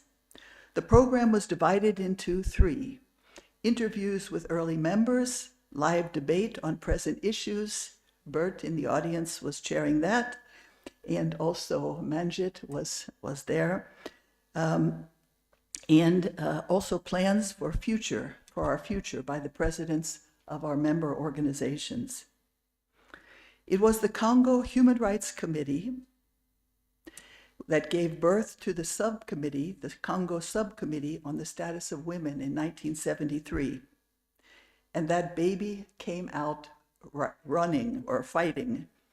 The 25-year-old Commission on the Status of Women in New York was urging at that time the designation of 1975 as the International Women's Year. There was an incredible fervor and powerful solidarity in the air. That year, our members went to Mexico City to attend the first World Conference on Women. They did not arrive empty-handed nor complacent. They brought their clear talking points, resourced through discussions, again, at ILO, WHO, then the Commission on Human Rights, in order to ratify conventions for working women, rural women, literacy, women's health, and education. At that moment, gender justice was just about getting into a global meeting room so that we could talk among ourselves.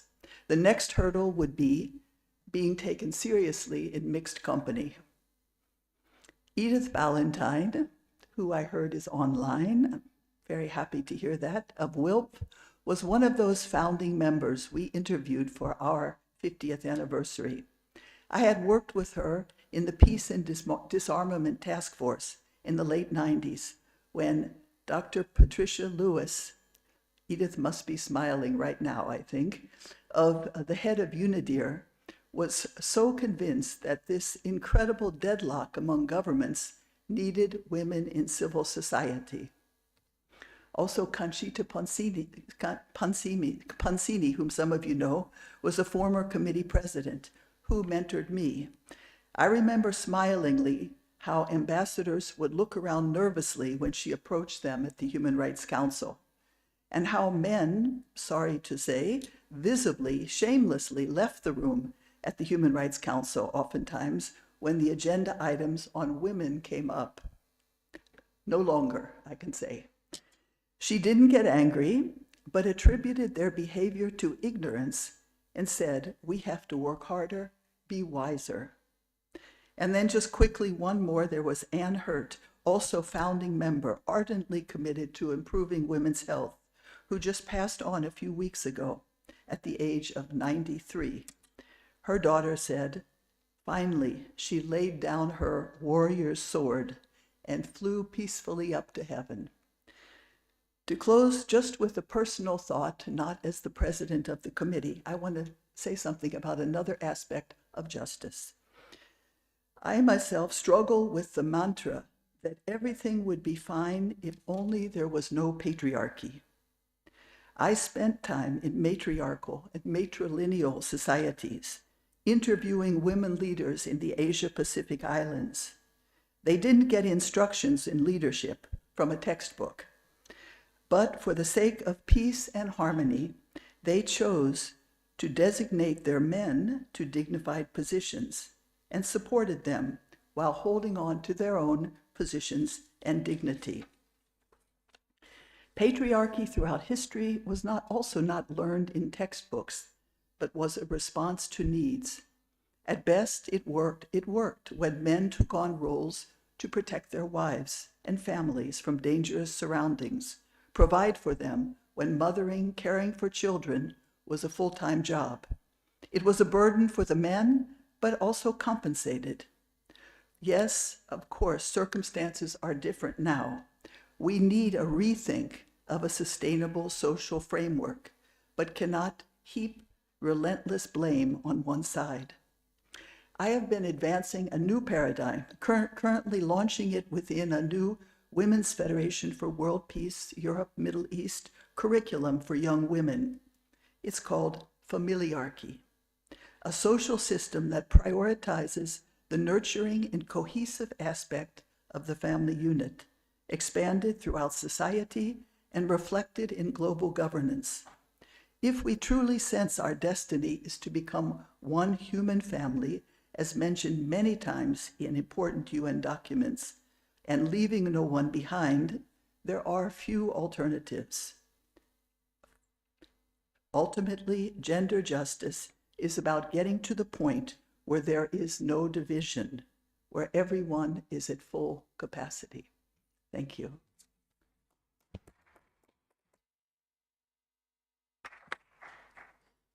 Thank you very much, Carolyn, and congratulations on your 50th anniversary of the committee this year, and may you continue on your successful path.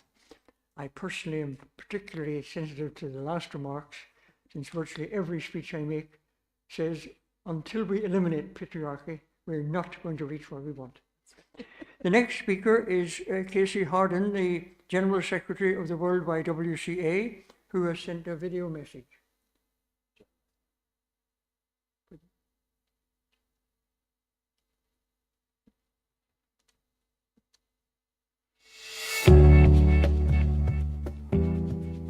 Distinguished guests, esteemed organizers, and fellow advocates. I'm Casey Harden, the CEO and General Secretary of the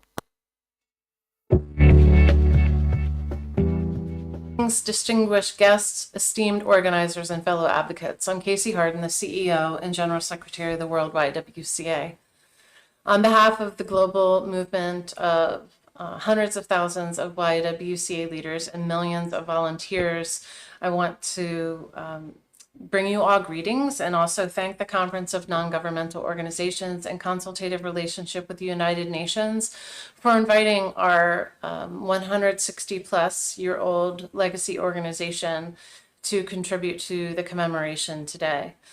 The World YWCA has been around since 1855. We were founded by two women, one woman who really believed that direct service, direct response was a way to achieve universal human rights. And another woman who believed that it was only in collective action, what we now call advocacy or social justice, it was only by those means that we would achieve the human rights. So that debate is fair and can continue about the methods and mechanisms by which we achieve in a multilateral global governance setting, those methods and mechanisms that will help us achieve human rights. It's a fair conversation to have.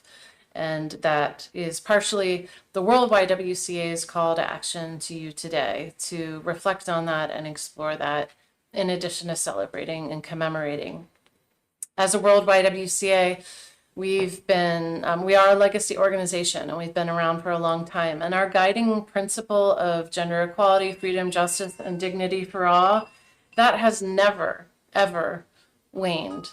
But what has changed is the methods and mechanisms by which we achieve those things. And it's only through a process of ongoing, grassroots-driven collective accountability that we've been able to do that. And there's been ups and downs. There are glory days and glory years where YWCA leaders affect incredible positive change.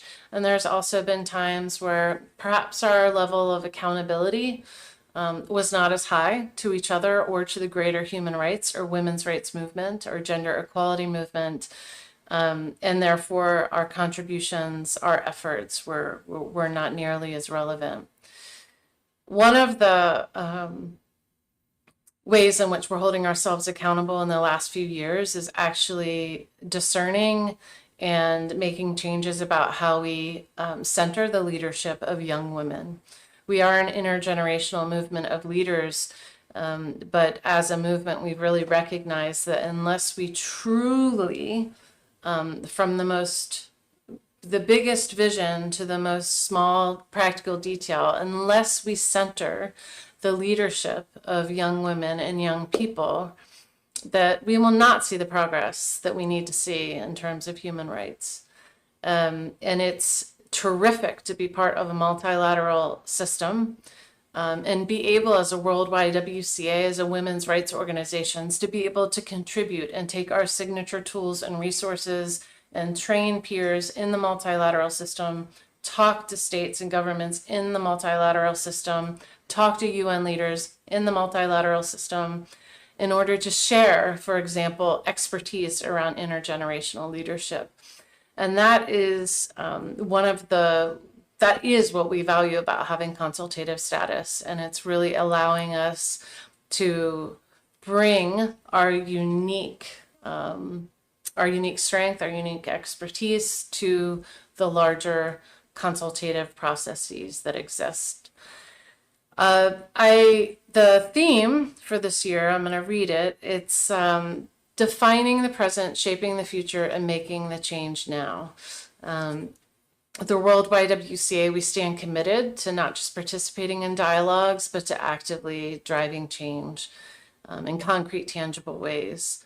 We absolutely, within our very broad, again, big visionary strategies, but also really down to the nitty gritty of how we come together collectively as a movement, we very much hold ourselves accountable to contributing to sustainable development goals, contributing to the most recent common agenda, questioning what do we bring, for example, to the Summit for the Future?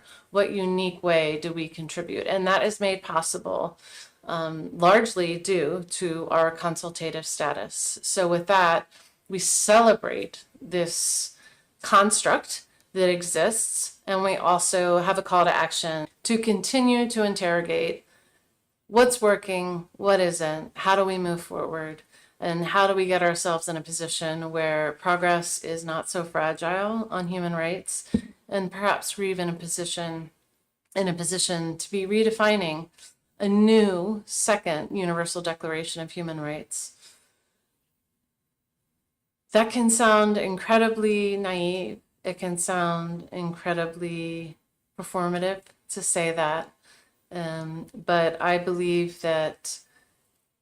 must believe that for individuals that hold formal power, that there was a point in time when each of us didn't hold formal power, and we were driven to find our way within a multilateral system in order to access formal power.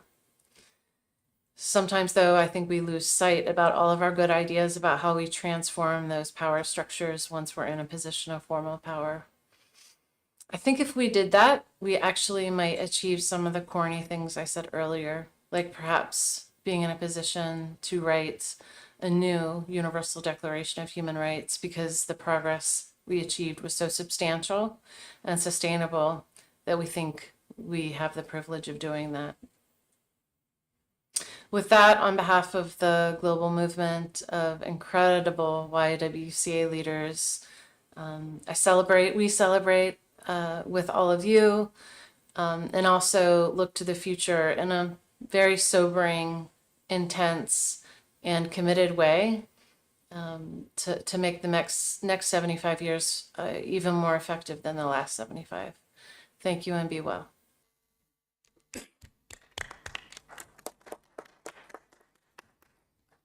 Thank you very much, Stacey. I'm being blinded now with the sun in my right eye. I want to say CoNGO is very happy indeed to have the World YWCA as a very long-serving and esteemed member, which has frequently provided leadership in our various substantive committees. So this agenda item was headed Human Rights, Women and Gender Justice, and we now move to the item 5, Human Rights in the Age of the Anthropocene. The first speaker in that is Shyama Puvimanasinghe, Human Rights Officer on Human Rights and the Right to Development in the Office of the UN High Commissioner for Human Rights. And I give you the floor and the screen.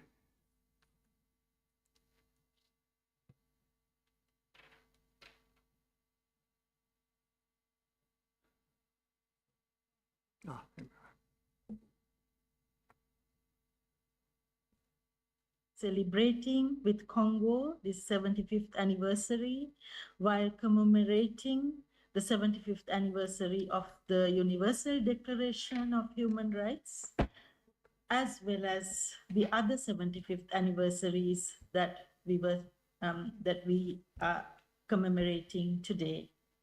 So I've been asked to say a few words about the right to development specifically, also in relation to other human rights. Going back to the formation of the United Nations and the United Nations Charter, we recall the words, "We the peoples." The opening words of the Charter are that solemn commitment to the noble ideals and purposes and principles of the United Nations to bring an end to war, to reaffirm faith in fundamental human rights, in the dignity and worth of the human person, in the equal rights of men and women, and of nations large and small, and to establish conditions under which justice and respect for human rights can be a reality for all. So the three pillars of the United Nations, as we know, are peace, human rights, and development. And going on from the UN Charter to the Universal Declaration of Human Rights, particularly, I mean, all of the articles, but particularly in relation to right to development, I would draw attention to Article 1, the opening article, which recognizes and reaffirms that all people are born equal in dignity and rights. They are endowed with reason and conscience and owe to each other the need to act with brotherhood, sisterhood, solidarity. And Article 28, which speaks of an order, a social and international order in which all human rights and fundamental freedoms can be recognized for all humanity. So the right to development flows very much out of this need and this yearning for a certain kind of order, an enabling environment which enables the realization of human rights for everyone. Before the Declaration of 1986, we have the two important covenants, the Covenant on Civil Political Rights and that on Economic, Social, Cultural Rights of 1966. Then we have the 1986 Declaration, which was universally recognized again in the Vienna Declaration of Human Rights in 1993, which also reaffirmed the indivisibility of all human rights. Because although we saw the covenant separately before, the right to development and recognized later in the Vienna Declaration clearly reinforced the indivisibility and interdependence of all human rights.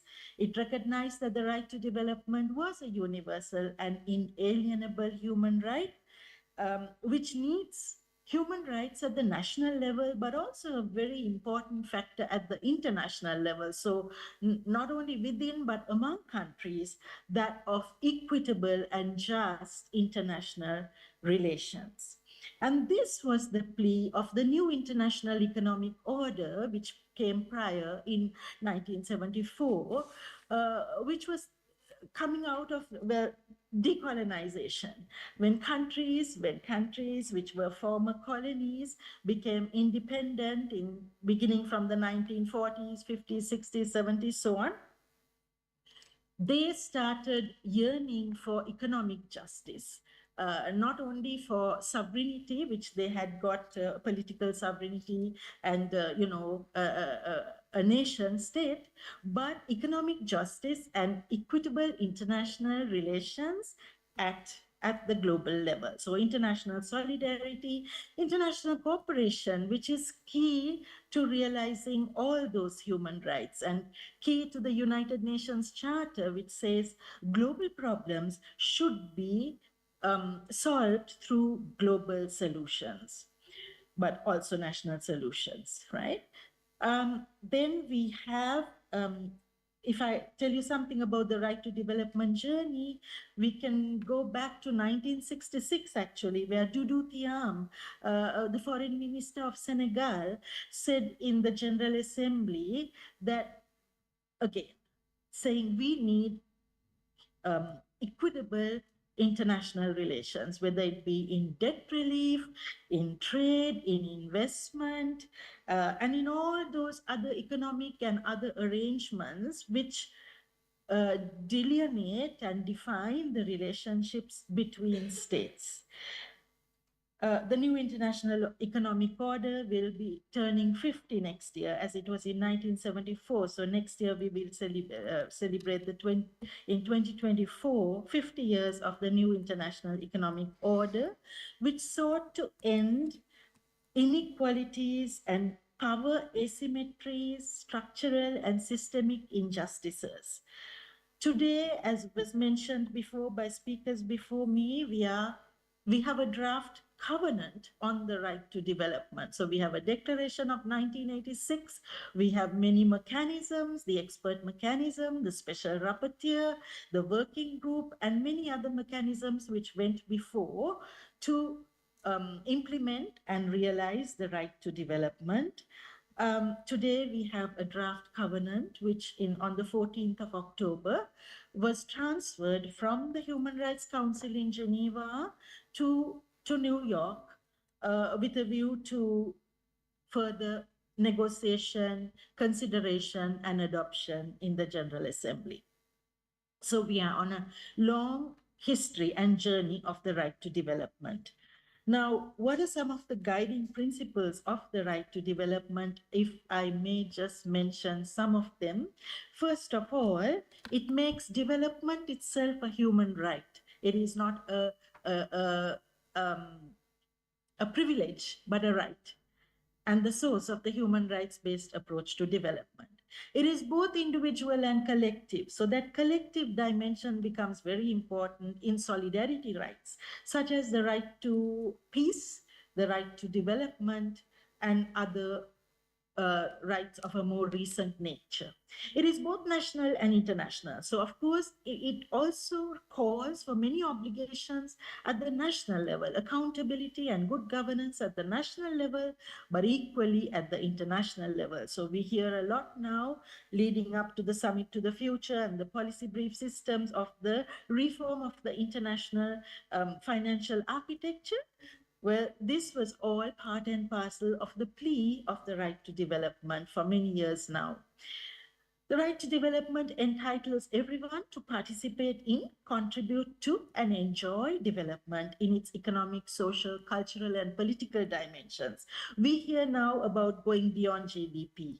The right to development saw that wisdom from the beginning, that development is not just about money, about GDP, about per capita income. Of course, the economic dimensions are very important, but it has all the other dimensions also, such as the social. So if there is good GDP growth, but racism against people of African descent and other minorities and other groups or indigenous peoples, that is not the right to development.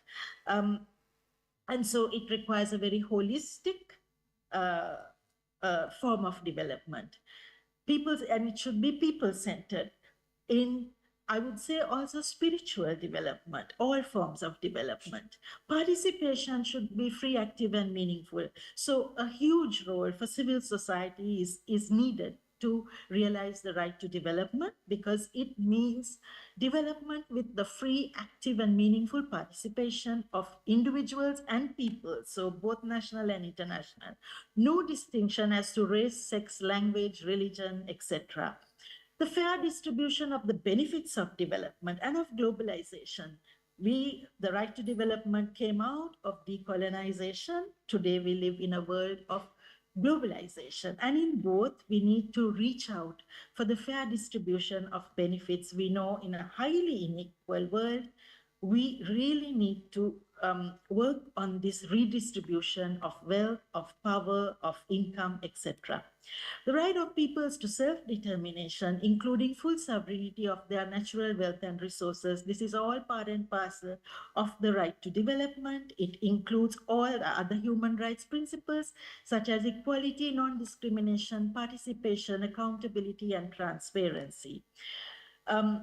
The state has to eliminate all forms of discrimination.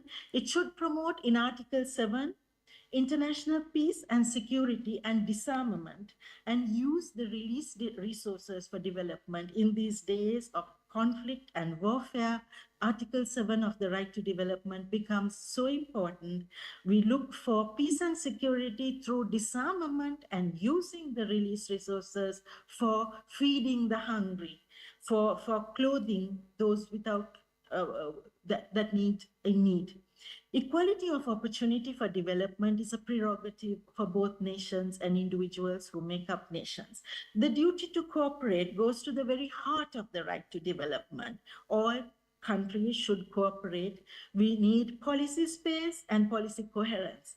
Policy space is often lacking in trade, investment, and other arrangements between nations, between smaller and greater nations, those more powerful and less powerful, especially those in the global south, middle and low income countries. And the right to development requires good policies, appropriate national and international development policies, and an enabling social and international order to realize all human rights. Who is entitled to the right to development? All individuals and peoples. And what are the levels of responsibility? This was also mentioned by Mr. Ibrahim Salama before. So the right to development recognizes responsibilities at the national level, so between the state and its people, like all human rights, but it goes beyond that to recognize extraterritorial obligations, such as, for example, for climate disasters, natural, the common but differentiated responsibilities we recognize on the climate side, collectively through global. And so when countries act in international organizations, whether it be the World Bank or the IMF or the United Nations, they should be helping to realize the right to development for all humanity, individually and collectively. A very important moment for the right to development was the Rio Declaration on Environment and Development of 1992, which recognized, and in Article 3, and this is also the same as Article 11 of the Vienna Declaration and Program of Action, which says the right to development must be fulfilled so as to equitably meet developmental and environmental needs of present and future generations. So speaking of human rights in the age of the Anthropocene, here we see that the evolution of development, the idea of development also to include the environmental and climate dimensions. So the 2030 agenda, for instance, looks at justice, not just as economic, but economic, social, and environmental justice. And in implementing that 2030 agenda, we have to take into account all human rights, which should underscore the 2030 agenda, which we know is very much off track. And to bring it back on track, we need many things. We need finance, technology, but also we need human rights. The intersectionality of human rights, so across race, across nationality, across gender, etc., and the indivisibility of human rights. This is all integral to the 2030 agenda, all the SDGs, SDG 10 on inequalities, SDG 17 on rebuilding the global partnership and the means of implementation. One main way to get the SDGs back on track would be also through the means of implementation, which is SDG 17, but it's also the ABC targets in all 17 goals, which look towards finance, technology, and all of these other means which will help to realize, including the very important financing for development, so that the financing for development of the Addis Ababa Action Agenda, the Paris Agreement would all be integral, and we need to look at all of these together for the good of the planet and the people, peace, prosperity, partnership. If we need intergenerational justice and equity, the right to development and all human rights should be part of that journey we make together for justice and equity within nations and generations, but also among nations and generations. For example, if we look at the existential issues of small island developing states, we see the absolute need to look at all of these issues together and not in silos. We need to reinforce the gaps between principle and practice, like reaffirmed by almost all the speakers who went before me. and to carry on that journey amidst all the difficulties that we face at all levels at this moment in time, at this very important moment in time, to bridge principle and practice, to bring all human rights to the core, through international cooperation, through human solidarity at all levels, for our common humanity, for rebuilding that one human family with international solidarity and all forms of solidarity. Let me end there again with a sincere thank you to the organizers and wishing you all the best. Thank you.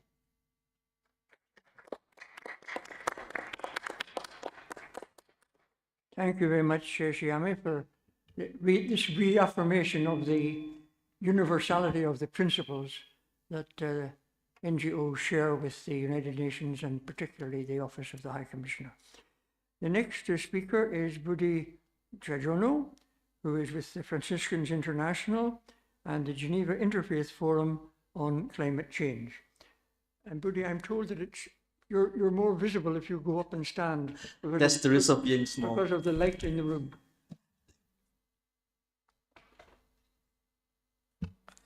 So good morning, good afternoon, good evening, everyone. Dear distinguished panelists and participants, thank you very much to Levi, to Richie, old friends, to give me the opportunity to share reflections regarding defending human rights at the age of Anthropocene within the frame of 75th anniversary of many things, including the 75th anniversary of CoNGO, of the World Council of Churches, of the WHO, as well as ILO conventions on freedom of association and protections of the right to organize. Yes. And of course, for the Universal Declarations of Human Rights. The Universal Declaration of Human Rights continues to provide us with principles and guidance to work together for freedom, equality, and justice for everyone. The declaration serves as a strong pillar in my organizations, Franciscan International, toward achieving our missions to advocate at the United Nations for human dignity and environmental justice using a right-based approach. We are also inspired by Francis of Assisi as the patron of Saint of Ecology, who provides examples of our responsibility to care for creations through the Canticles of the Creatures, where he offers praise to God for all creations, naming Brother Sun, Sister Moon and Stars, Brother Wind, and Sister Water. I'm going to share views on two issues which are important for both Geneva Interfaith Forum on Climate Change, Environment, and Human Rights, as well as my organization's Franciscan International, namely the right to healthy, clean, and sustainable environment and human rights in the climate negotiations. It has been 2 years since the United Nations Human Rights Council recognized the human rights to a clean, healthy, and sustainable environment. Milestones was followed less than a year later by recognitions of the same right by the UN General Assembly in July 2022. While this recognition has spurred increased ambitions and implementations of the right, the pace of such actions has done little to combat the triple planetary crisis of climate change, pollutions, and biodiversity loss in the world currently faces. As states lag behind in fulfilling their obligations, the calls and work of indigenous peoples, civil society organizations, faith-based actors, and others continue to grow. In fact, today, 15 December 2023, the prestigious UN Human Rights Prize is awarded to an international coalition of civil society organizations, in which many of the organizations around the room is part of that. It's 130 organizations. And the celebration is going to start maybe in around 15 minutes in New York. This award is given to the global coalitions for its role in advocating for the recognitions of the right to healthy environment, a pointed reminder that environmental issues or also human rights issues. This achievement could only be possible to tireless work and efforts that started decades ago, driven by hundreds of civil society organizations, social movements, and indigenous people organizations. First and foremost, the award highlights the importance of collaborating to advance the much needed protections of our planet and the fulfillment of human rights. Through its recognition at this right, the UN General Assembly has laid the groundwork for a right-based approach to global environmental action. The prize also highlights the recognitions of the need to protect participatory space for everyone in the human rights work. While we are celebrating 75th anniversary of Universal Declarations, we are also experiencing the worrying shrinking space of civic space. Human rights defenders, including those who defend environment, are under continuous attack worldwide by both state and non-state actors. The award sends a strong reminder it is essential to respect and strengthen spaces for participation and collaborations. The protection of civic space and the respect and support for all human rights defenders is essential for the effective implementations of this newly recognized right. The right is also an integral component of environmental justice and democracy and provides a path to protecting the rights of future generations. Secondly, I would like to talk about the human rights at the climate negotiations. In the last 2 weeks, 140 world leaders and over 70,000 other delegates, ranging from religious leaders to corporate lobbyists, gathered in Dubai in the United Arab Emirates for the 28th Conference of Parties of the UN Framework Conventions on Climate Change. Prior to COP28, there was a clear message on the urgency to take bold and strong decisions to save our planet, taking into account that little progress has been made since the 2015 Paris Agreement. The window to limit global heating to 1.5 degrees Celsius is rapidly closing and would require radical interventions. As things stand, even fully implementing the promise already made by governments to cut emissions will still push temperature up to 2.5 degrees above pre-industrial level. We are quickly running out of time to take climate actions and have already passed certain tipping points, looking in the inevitable adverse impact on people and the planet. Yet every day we do act, we can prevent more future harms. Unfortunately, the UN climate conferences, including COP28, have come under increasing criticism for offering platform to polluters to greenwash their activities. For example, last year during COP27 in Egypt, we observed an explosion of corporate lobbyists.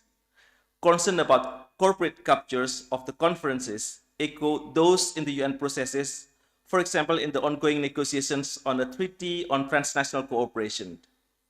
In relation to civil society participation in the climate negotiations, this year, like last year, we expressed our concern about severe restrictions on civil society that threaten to deprive the deliberations of many critical voices from affected communities.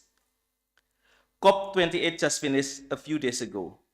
We also witnessed the difficulty in negotiations, such as whether to phase out or phase down the use of fossil fuels.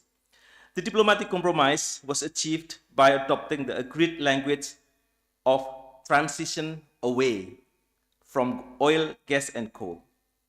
While the president of COP28 considered this agreement as a historical achievement, we shall take note that the remark from a representative from the Alliance of Small Island States, saying that that represents a nation on the front lines of climate change, who these states are concerned that the key language about transition away from fossil fuel potentially takes us backward rather than forward. The continued extraction of gas, oil, and coal by companies does not only harm our planet, it is also negatively impacting an array of human rights, including the right to healthy environment. A decision to phase out fossil fuel is essential to protect both our common home and our human rights. lack of strong references on human rights are also found in the decision about the transition justice during COP28. Integrating human rights and climate negotiations remains a challenge, as it is shown in the COP28.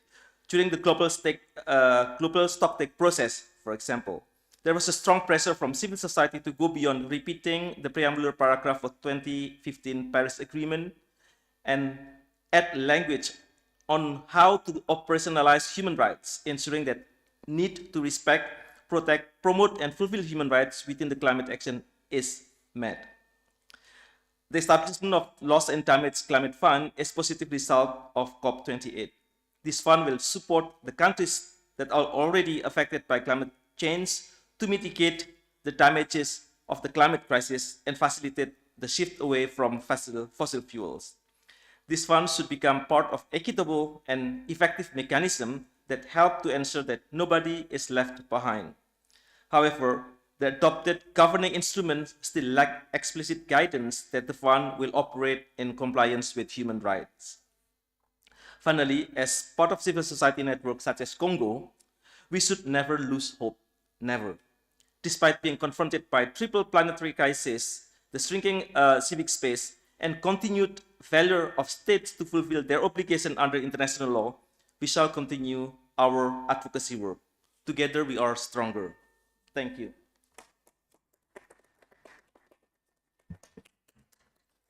Thank you very much, my good friend Budi. And never lose hope is the message for everyone, every day, everywhere. The last speaker before the break, which is already 40 minutes late, is, so you're going to get the break, however, is my other good friend, Manoj, here he is right behind me, coordinator of the Ecumenical Advocacy Alliance. Manoj, you have the floor. I'll not keep you away from the break, so I will depart from my written speech because I think it's been a long time. The topic that was given is complex. It is actually on human rights, food security, food sovereignty, and human security. So these are various issues, quite different. But of course, food as a human right was enshrined in international law in 1966. But of course, when you go out and say that it's my right, I work with faith communities, they say it's not your right, you got to work for it. So are we entitled? Of course we are entitled, because if you see who are the people who are going hungry, it is not the people who are not working. It's not the people who are who are lazing around. So you see hunger and impoverishment in this world. It's nothing to do with the inherent human dignity of everybody. And it all depends on where you live, who you are. As a woman, if you're in the world, you will go more hungry. 70% of agriculture in the world is actually done by women, but they only own about 20% of the land. And why are they doing this agriculture? 70% is because most of the men are migrating out to the cities because it's no longer possible to earn a livelihood in the system. So that leads us to food sovereignty. So food sovereignty is a system where the people who produce and cultivate and eat have a clear say in how it is processed and how it's marketed. But that's not the situation. The situation is the food systems are controlled by corporate entities. Shrinking, it's not free enterprise, because actually very few enterprises are consolidating their position in the world to control the market. 25% of all the beverage industries of all packaged food is controlled by around 8 companies. The seed companies in the world and the fertilizer companies and the meat companies are consolidating to a very few small number, and they control. So 75% of the food in the world is produced by small farmers, but it is getting increasingly difficult for them to live, even to feed themselves. And so when you look at the challenges that we find, is connecting with a lot of you. It's actually all human rights are interconnected. The root problems are inequity, climate change, and conflicts. So inequity leads us back to the systems, of the economic systems in the world. It's very frightening, but the richest countries in the world, like Democratic Republic of Congo, naturally rich, which has got its size of the whole of Western Europe, but the people are in very bad shape because of systems, of the economic systems, of how food, how the minerals are being exploited by corrupting the system. And I don't have to go into more of it. Chocolates that we buy from here, very expensive, beautiful chocolates. The cocoa comes from West Africa. They are not able to export these things. If they refine it a bit, the taxes on them are so high. The coffee is the same. So the people who produce it don't get any money, and systems, the global trade systems, ensure that the money does not go to the producer. So you see, the root problems of human rights, I would contend, is a broken system that actually promotes inequity. And the next is, of course, conflicts. So we don't have to go elaborate into it. Conflicts are creating tremendous. So most of the hungry people are actually in places of conflict. And we can, of course, the root causes of conflict, we can go into it. But the third is climate change. You see, Pudi covered a lot of it. It's tremendous change problems in the world. The last 50 years, I come from Malaysia and Southeast Asia, we are facing, all parts of the world are facing challenges.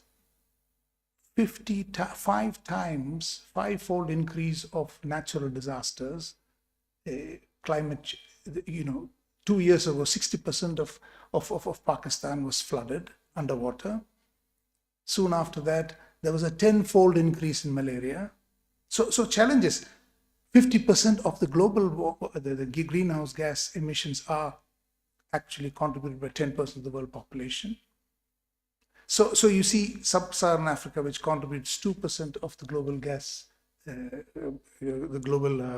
greenhouse gases, are hugely impacted. So I think when we talk about human rights, we asked 3 fundamental questions: who am I, and who is the other, and who do we belong to? Because I think a lot of the problem is that we are actually looking at just ourselves, and we think that the people we relate to are very different. So we are not able to relate to them.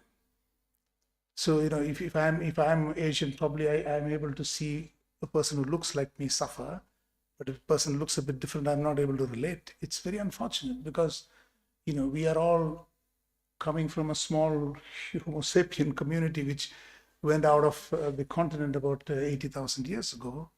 So when I need blood, I don't look at my race. I just look at a person with O positive, because we are all kins. The kinship is so close. But we are also close to animals and the whole creation, because we cannot live without the other. As a human being, we host more creatures in our body than the number of cells. 38 trillion organisms in one body with 30 trillion cells. So we, as an individual, is a community.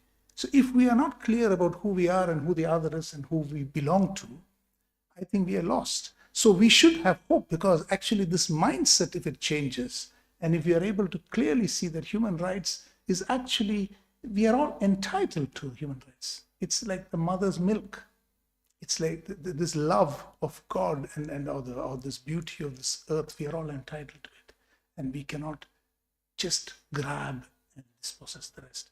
I will close there, and it's a bit broad, but I think I would just want to reboot you to this topic, so that when you look at all individual rights, let us reflect that it's an entitlement of all creation, and we have to really go back very, very basic and try to recover our humanity and our position as a creature on this planet.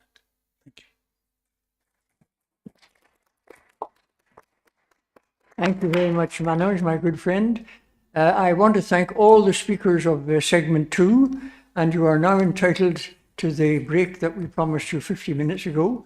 May I ask you to spend no more than the 10 minutes that were allocated to it, because we're running badly behind. And all the speakers of segment 3, would you please, when you come in, come straight up to the platform and take your seats so that we don't have to lose any more minutes. The break is outside. Enjoy it. Thank you.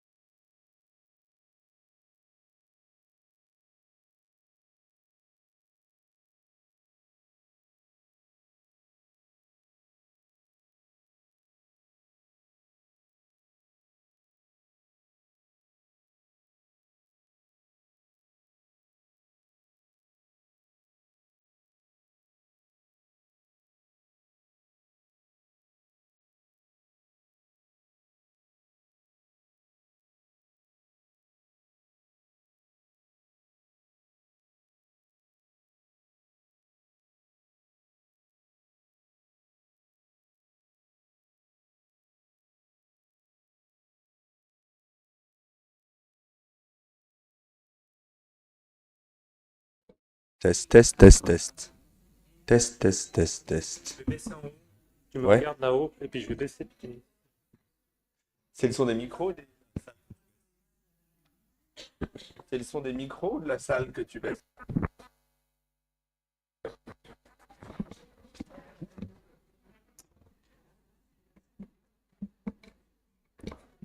Test.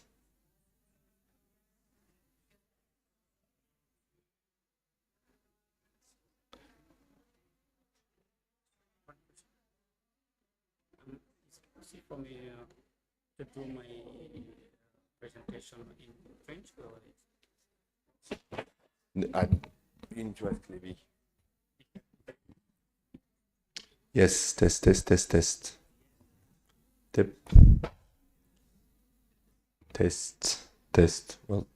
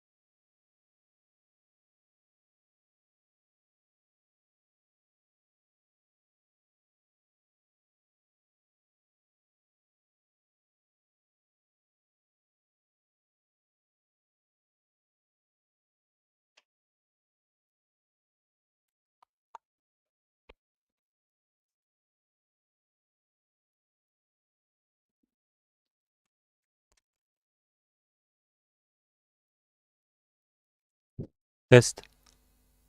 C'est bon? OK. Essaye un micro là. Perfect. Great. So, good It's afternoon, everybody working. in the room. I think we Yes. better start soon. Okay, sorry.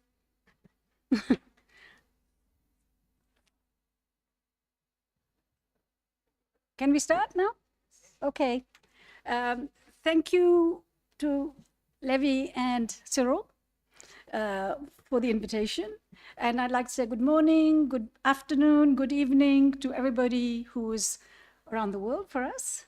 And this session that I'm going to chair and be the first speaker on is really about human rights and specific population and concerns, and giving a voice to the people from society as to what they feel is touching them. I think you've heard a lot of very interesting presentations.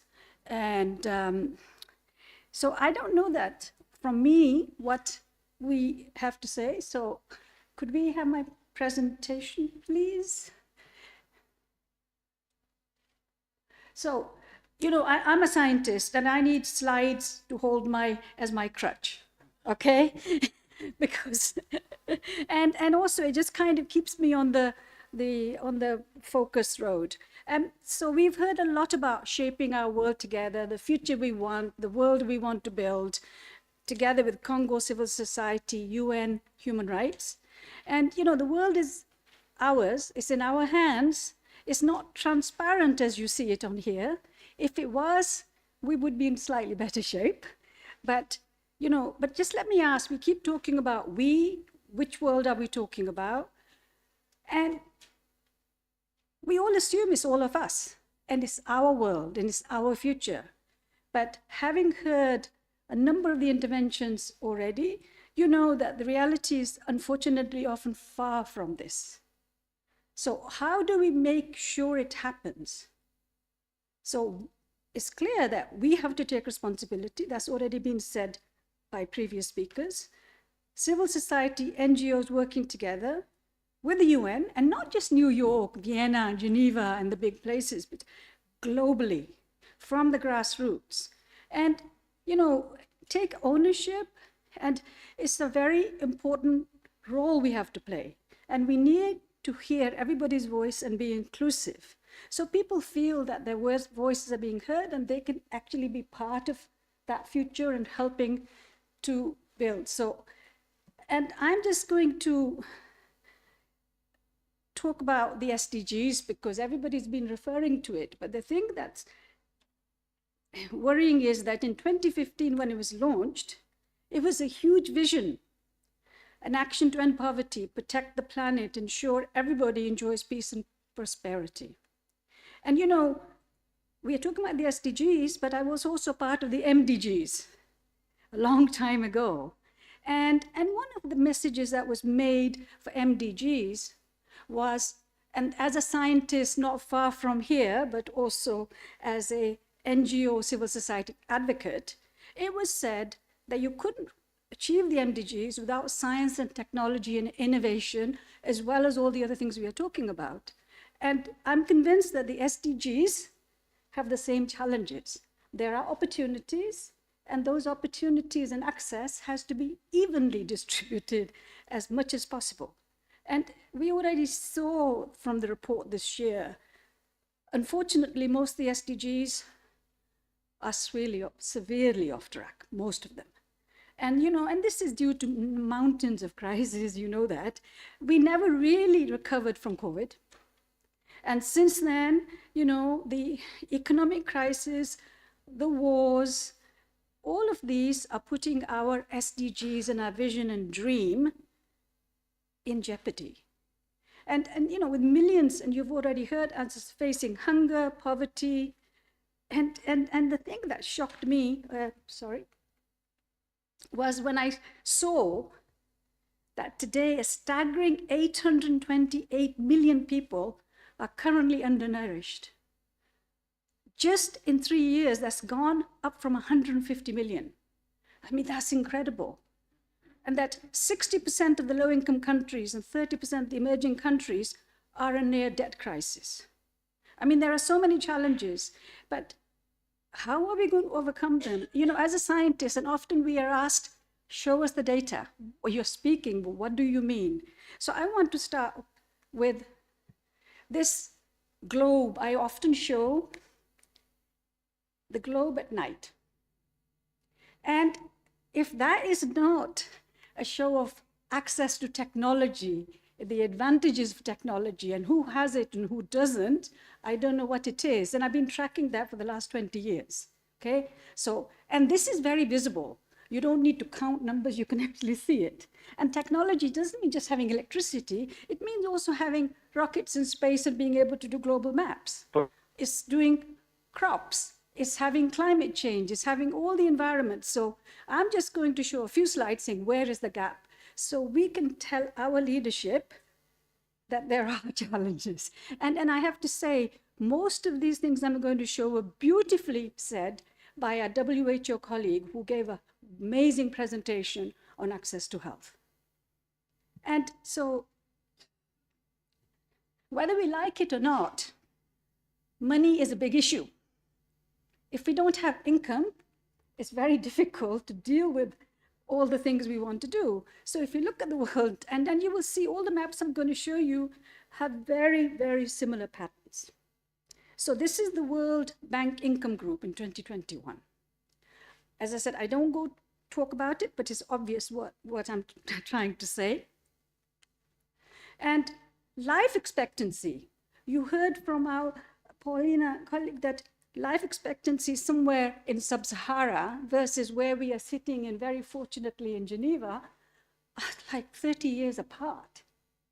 So income, life expectancy are very well connected, unfortunately, and not only. And so, you know, I want to,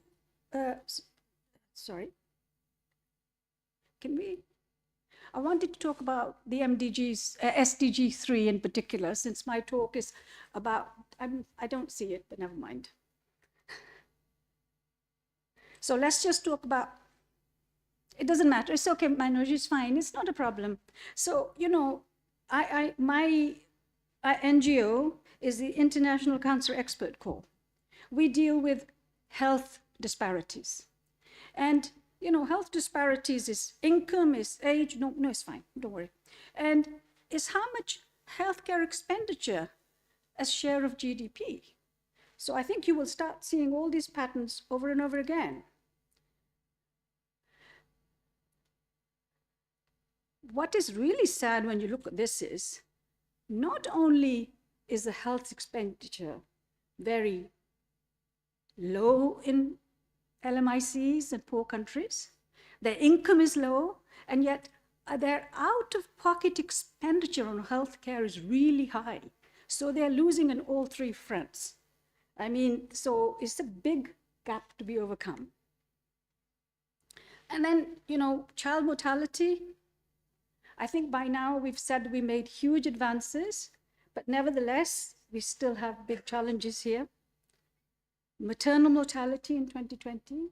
And we're always looking at the sub-Sahara part of Africa, which is really challenged in all aspects. And health coverage. Surprise, surprise, where the lowest health coverage is. And you know, now I just want to, just a few slides on the fact that the ICEC Cancer Corps that I belong to, the NGO, we are dealing with cancer as a global challenge. And what is amazing is that almost 20 million new cases, half of the deaths in 2020, but 70% of these are in LMICs. And we think that we are out of the woods for cervical cancer. We have great breast cancer care in you know, high-income countries, but 9 out of 10 deaths for cervical cancer and 7 out of 10 for breast cancer are in LMICs. So not only are they being impacted from this perspective, but for every 100 women who die from this, there are 14 to 30 children who die from the lack of care. So it's not just this is a big, much bigger problem. And you heard from Manoj and you heard from many other people that Women are the breadwinners. They do the agriculture, they do the food growing. And so also you're losing from that part as well. And so coming back to the access to technology. So access to cancer treatment by radiotherapy. Oh, can we go back, please? Ah, I do have access. Sorry, yes, okay. So you see, availability of radiotherapy is essential as it serves as a really excellent metric for access to healthcare and cancer technology. And 50 to 60% of patients need it. But look at the map. So what can we do to make it all green? I mean, this is my NGO that I would like to just focus on for a minute. So, and one of the things we are looking at is what's currently now and what is that we can do to try to turn it green. And of course, we need to turn all the other things blue and green and everything we need, but just that little focus.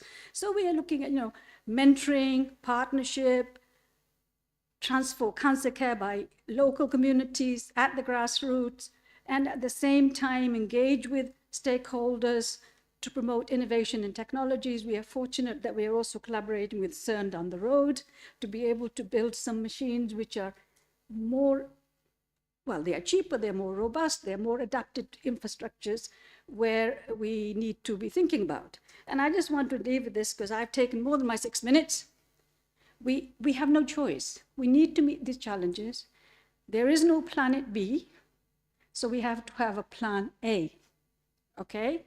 And all of these, and you've been hearing about it everywhere, we all have to work together, and we need to bring the young generation as part of our future. And I have to say, when it comes to COP, the young generation has become very intrinsic part of that, the environment. But we need them for all our challenges, because the challenges are not just limited to that. So I'll stop there. Thank you. And then I will call my next, I'll just stay here, sorry. So Ganun Diop, he's Seventh-day Adventist Church International Religious Liberty Association, and he's going to talk about the freedom of religion or belief. So please.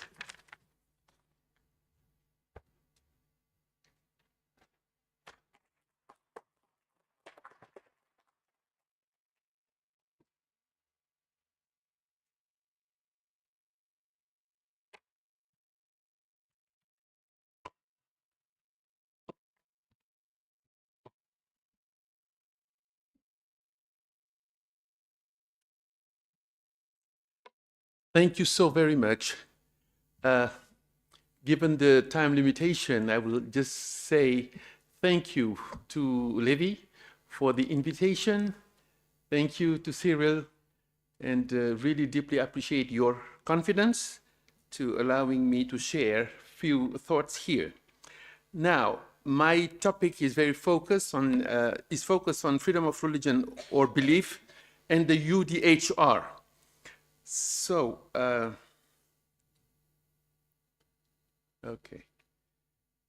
let me see, very good. So the occurrence of the concept of freedom already in the preamble of the UDHR and subsequent articles are significant, and I would even say remarkable. The first words of the Universal Declaration of Human Rights, in fact, set the tone for the content of the rest of the document. So briefly, whereas recognition of the inherent dignity and of the equal and inalienable rights of all members of the human family is the foundation of freedom. See, right from the start, there was a need to mention the foundation of freedom, justice and peace, of course, in the world. So addressing right from the beginning, the UDHR, the foundation of freedom, foretells the place or position of sexual concept in the whole document. In fact, just in the preamble of the UDHR, the concept of freedom occurs 7 times. Why is that so? Each one of the first articles also refers to freedom. Then obviously Article 18 elaborates more specifically on freedom of religion or belief. So then the concept of freedom is repeatedly mentioned until literally the last article. I don't think this is by chance. So my apology, for time's sake, I'm going to run just so that you can have a visual, of this concept of freedom. Article 1, all human beings are born free and equal in dignity and rights. Article 2, everyone is entitled to all the rights and freedoms set forth in this declaration. Article 3, everyone has the right to life, liberty, again, another concept connected to freedom. Article 13, everyone has the right to freedom of movement. And then, of course, Article 16, marriage shall be entered into only with the free and full consent of the intended spouse. Article 18, of course, and I don't need to spend too much time here on this, the right to freedom of thought, conscience, and religion, freedom to change one's, and freedom either alone, etc. So I continue. Article 19, everyone has the right to freedom of opinion. Again, the concept of freedom.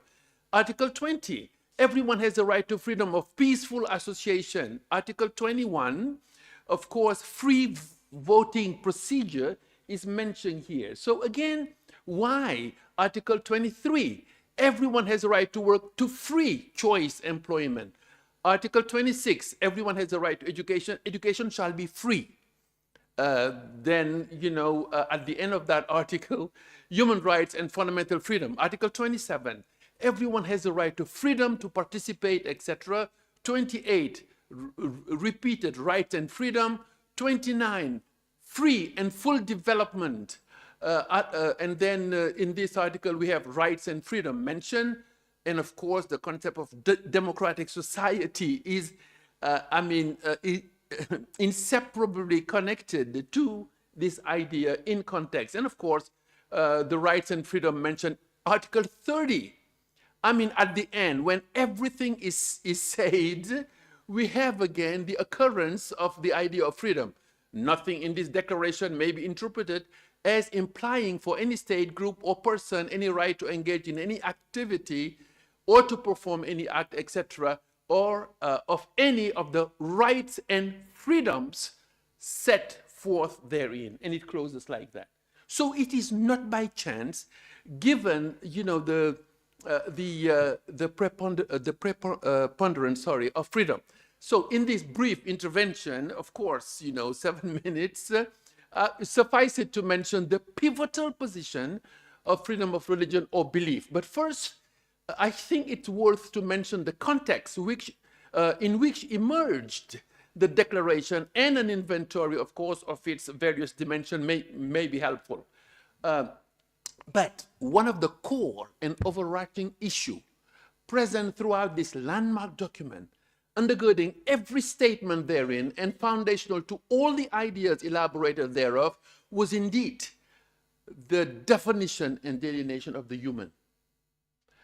What does it mean to be human and humane? You would remember this key question was prompted by the devastating, inhumane tragedy of World War II. And we're talking about 60 million deaths. World War I, 16 million deaths. World War II, 60. After this tragedy, of course, the question was, well, what is being human? Another way to express this question is about the sacrality or sacredness of human life. Can human life be disposed of with impunity and immunity because of the trivial valuation put on people? Killing millions, right? So it seems that human conscience, not just human consciousness, by the way, is at its core the most distinctive element of human person. And if this is discarded, then, nothing will stand, basically. So the various affirmation, interestingly, of the protection of human beings, all born free, we are told, and equal in dignity and rights, as specified in the first article, lead us to think, so what is this freedom of conscience? this sometimes called religious liberty or freedom of religion or belief. My apology, you know, time doesn't allow for me to elaborate more, but think about just briefly. You have freedom of thought, conscience, religion, or belief, highlighted actually in Article 18. It's basically, well, shows different characteristics. One, it is a political principle, and I don't need to spend too much time on this. You know, like other political principles, such as the consent of the governed, limited government, rule of law, etc. It is also a legal provision in international law. Of course, in the UDHR, but you can see the documents in the European Union, African Human Agencies, Organization of American States, etc. It is a public good. In fact, it's a human right. And my apology, I have to go faster. Human right, most of the time we insist on the right aspect, but it is a sign of our humanity. See, it is also a compound freedom. Also, it is a symbol of our interconnectedness as human beings, right? Not just, by the way, because of a common consciousness, right? But because of conscience. And it is, of course, a call to solidarity. But from a faith-based perspective, it goes further. It is a seal of sacredness. Human beings are more than biological beings. And of course, I could here talk about in Christianity, humans created in the image of God. Islam insists on the dignity bestowed on humanity, and Asian religions, of course, talking about compassion due to all sentient beings, etc., etc. Also, it is a moral imperative. Why? Because it is a deterrent against authoritarianism or totalitarianism. Now, it is interesting to remember freedom of conscience is actually the expression of every person's immeasurable value, right? Because it is also a spiritual endowment. Now, facing unprecedented crisis, it would literally be imperative to rethink how we conceive again the human, right? The language we use to define or confine is revelatory of how we envision the world and others. Most problems we have begins, in fact, with dehumanization. And that starts with disregarding people's conscience. Also, the core component of our humanity, and that's one of the overarching theses today here, is human conscience. A person's conscience should not be under the domination of another person's hegemony, coercion, or control. Conscience should be considered the most holy place, if I may say, of the temple every human being is. Conscience as every person's in a sacred site. I mean, think about it. People value sacred sites and pilgrimage and so forth. But human beings, every person, is actually has an inner sacred site which should not be violated, because it is a center of valuation, volition, and decision. So to humanize our world, renunciation of violence is paramount. And that comes with embracing freedom of religion or belief, because it is an antidote against coercion, persecution, and intrusion into other people's inner sacred space, in other words. So violence is literally sacrilegious in a sense of the killing of what is sacred, what belongs to divine or divinity, and so forth. So then, again, unconditional respect of the sacred space of human conscience, an inner compass whose ethical imperatives are reflected in the external compasses expressed through rights and fundamental freedoms. And we can understand why the UDHR repeatedly repeats this binom, human rights and fundamental freedom, all testifying to a higher order foundation of universal value. Let me just, and I don't want to abuse the time, so we are called to be being mindful, I can say, of every person's right to freedom of conscience is part of a virtue that is called righteousness, the humble disposition before the mystery of every person's life, every person. So freedom of religion or belief is not just a human right, it is also a sacred right all owed to every human being. So then, the occurrence of the concept of freedom of religion or belief, or freedom in general in its various dimensions, in particular freedom of thought and so forth, testify to the depth of human aspirations of this incontrovertible and pivotal component of what it means to be human. So then, I will conclude to say, from the perspective of making declarations and treaties, it is worth taking into consideration that a covenant, any, cannot be meaningful without freedom of thought, conscience, or choice. After all, love cannot be forced. We can never tell anyone, you have to love me. Why? Because one has to freely give one's consent for that. Meanwhile, the whole human family is invited, and if I may say, according to the word of Apostle Paul, and this is in common to every one of us, there are simply two words: honor everyone. But why should we? Because of conscience, because of that unique inner holy sight in every person.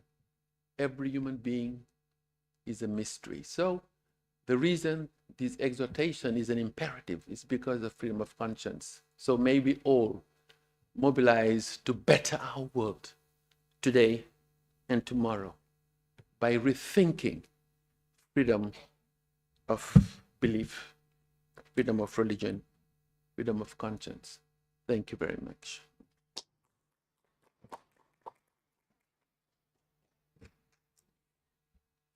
Maybe you can tell that, please. No. So our next speaker is Torsten Moritz. He's going to join us remotely. And he's from the Church's Commission for Migration in Europe, and he will discuss migration and human rights of migrants. The floor is yours, Torsten. Thank you very much. Can you hear me? Colleagues, could you just give feedback if you can hear me? A little bit louder would be nice, please. Okay, I'm trying to be as loud as possible. Thank you so much. Wonderful. First of all, thanks for the invitation and congratulations to CoNGO, 75 years and still going strong. That's wonderful. I would have loved to be with you in Geneva at the moment, but I'm still stuck here in Brussels. As some of you may know, the European Union may next week decide on very decisive pathways for migration policy in Europe for the next 5 to 10 years. And we're still trying to do some damage control in a policy debate, which is very difficult. We are a CCME, an umbrella organization of churches and church-related agencies in Europe, working for and with migrants on the rights of migrants and refugees, on anti-discrimination and integration. I will not look at the root causes of migration and displacement. I think we have heard a lot of it today, but I'll look at the rights as enshrined in the Universal Declaration of Human Rights and following instruments, where we are with that. And from the perspective here of an organization in the global north, mainly receiving people from the global south, I feel obliged to say that I feel in very few areas are the human rights, even the most fundamental, so much under threat and neglected and disrespected as in the area of migration and refugee protection. This is particularly dramatic as we know that the number of refugees and migrants is increasing on the globe to lots of the reasons which have been mentioned earlier on. The rights of refugees and migrants are mentioned in the UDHR in the Articles 13 and 15. Freedom of movement and the right to move one's own country is mentioned in Article 13. Article 14 really establishes the right to asylum, and Article 15 the right to a nationality. Particularly Article 14 was later detailed in the UN Geneva Refugee Convention of 1951 and later on the protocol on it of 1967, initially designed as something which would address the follow-up of refugee displacement in Europe after World War II. It became a global instrument and is today signed together the convention and as well as the protocol by 149 countries, which is one of the most signed and also ratified convention. It delivers a definition of a person being a refugee who's outside the country of their habitual residence, cannot return for the well-founded fear of being persecuted on a number of motives. Regional instruments have also taken that up. In Europe, there have been a number of instruments. The Organization of African Unity has taken it up, and other, like the Organization of American States, have, for example, had a number of action plans on it. So this is one of the areas where the rights are, at least on paper, very well defined and also protected. However, it has most recently been very much criticized. As I said, we're looking at instances of personal individual persecution. But the convention, for example, does not protect against no longer having a livelihood. And what is coming more and more into the perspective, it doesn't cover in any way people have to leave their country because of climate-induced displacement. So there's a number of questions around that. And even with the existing definition, we're seeing the Geneva Refugee Convention more and more under threat. There is a lot of focus, particularly in the global north, of blocking access to asylum, about externalizing asylum, about dissuasion of people who might want to seek asylum protection. The Global Refugee Forum, which we've seen earlier this week, has once again demonstrated that. And some of the countries which are trying to block the access to asylum try to whitewash it a bit with discretionary programs. However, these are undermining the individual right to asylum. So we have a big problem here. We need to protect it as an individual human right and find protection solutions for groups which are currently not covered, for example, groups affected by climate change. In the area of migration beyond refugee protection, the definitions are less clear. We have not really seen any convention or similar instrument covering all groups of migrants. The most significant approach to harmonize it for migrant workers, their protection and the protection of their families in a convention of 1990 has not been very successful. It is poorly signed. 40 countries have signed to it, no country of the global north.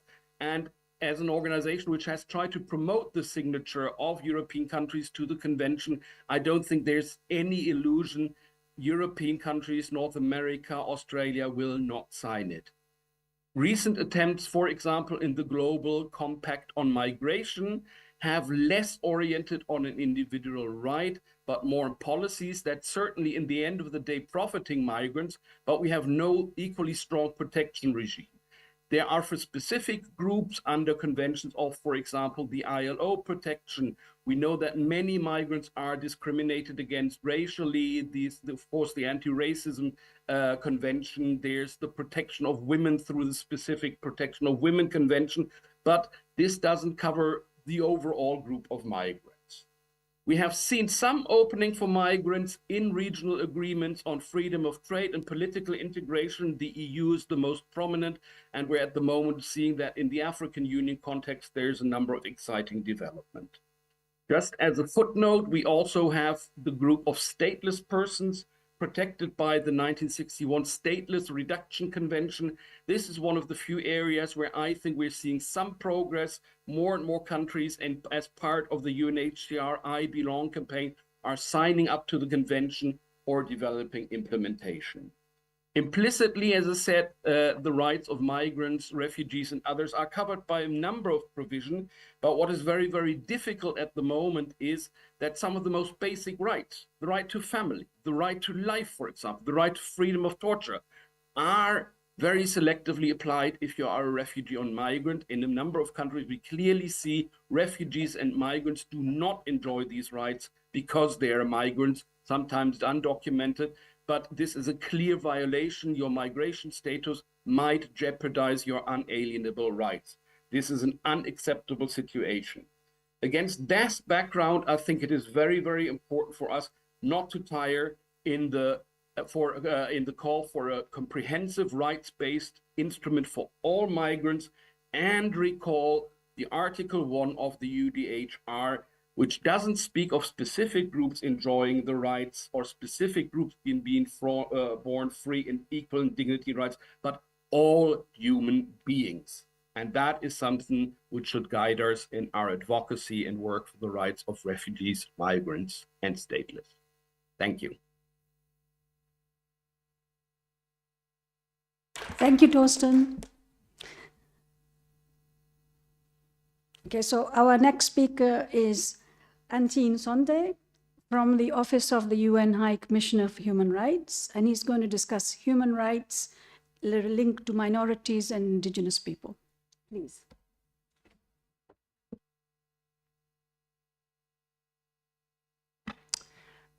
Very quickly, thank you very much for, sorry.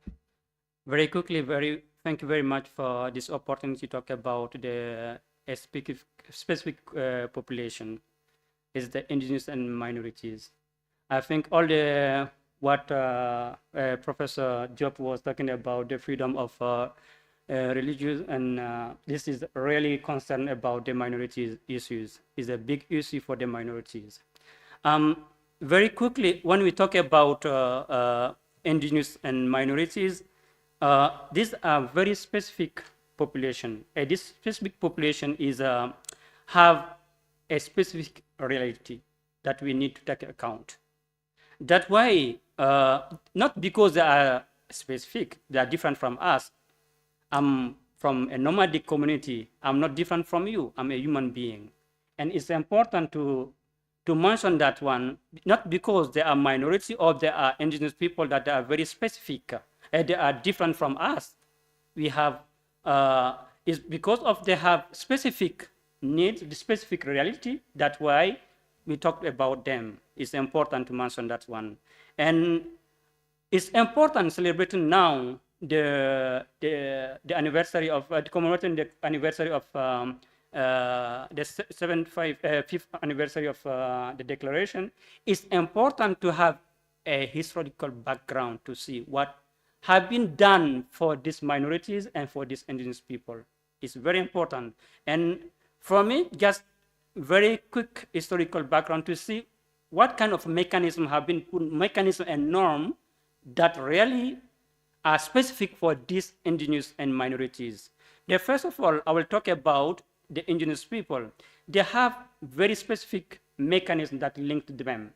We can talk about especially the first mechanism that we can mention is the permanent forum that was established in 2000. That was a very specific mechanism established by the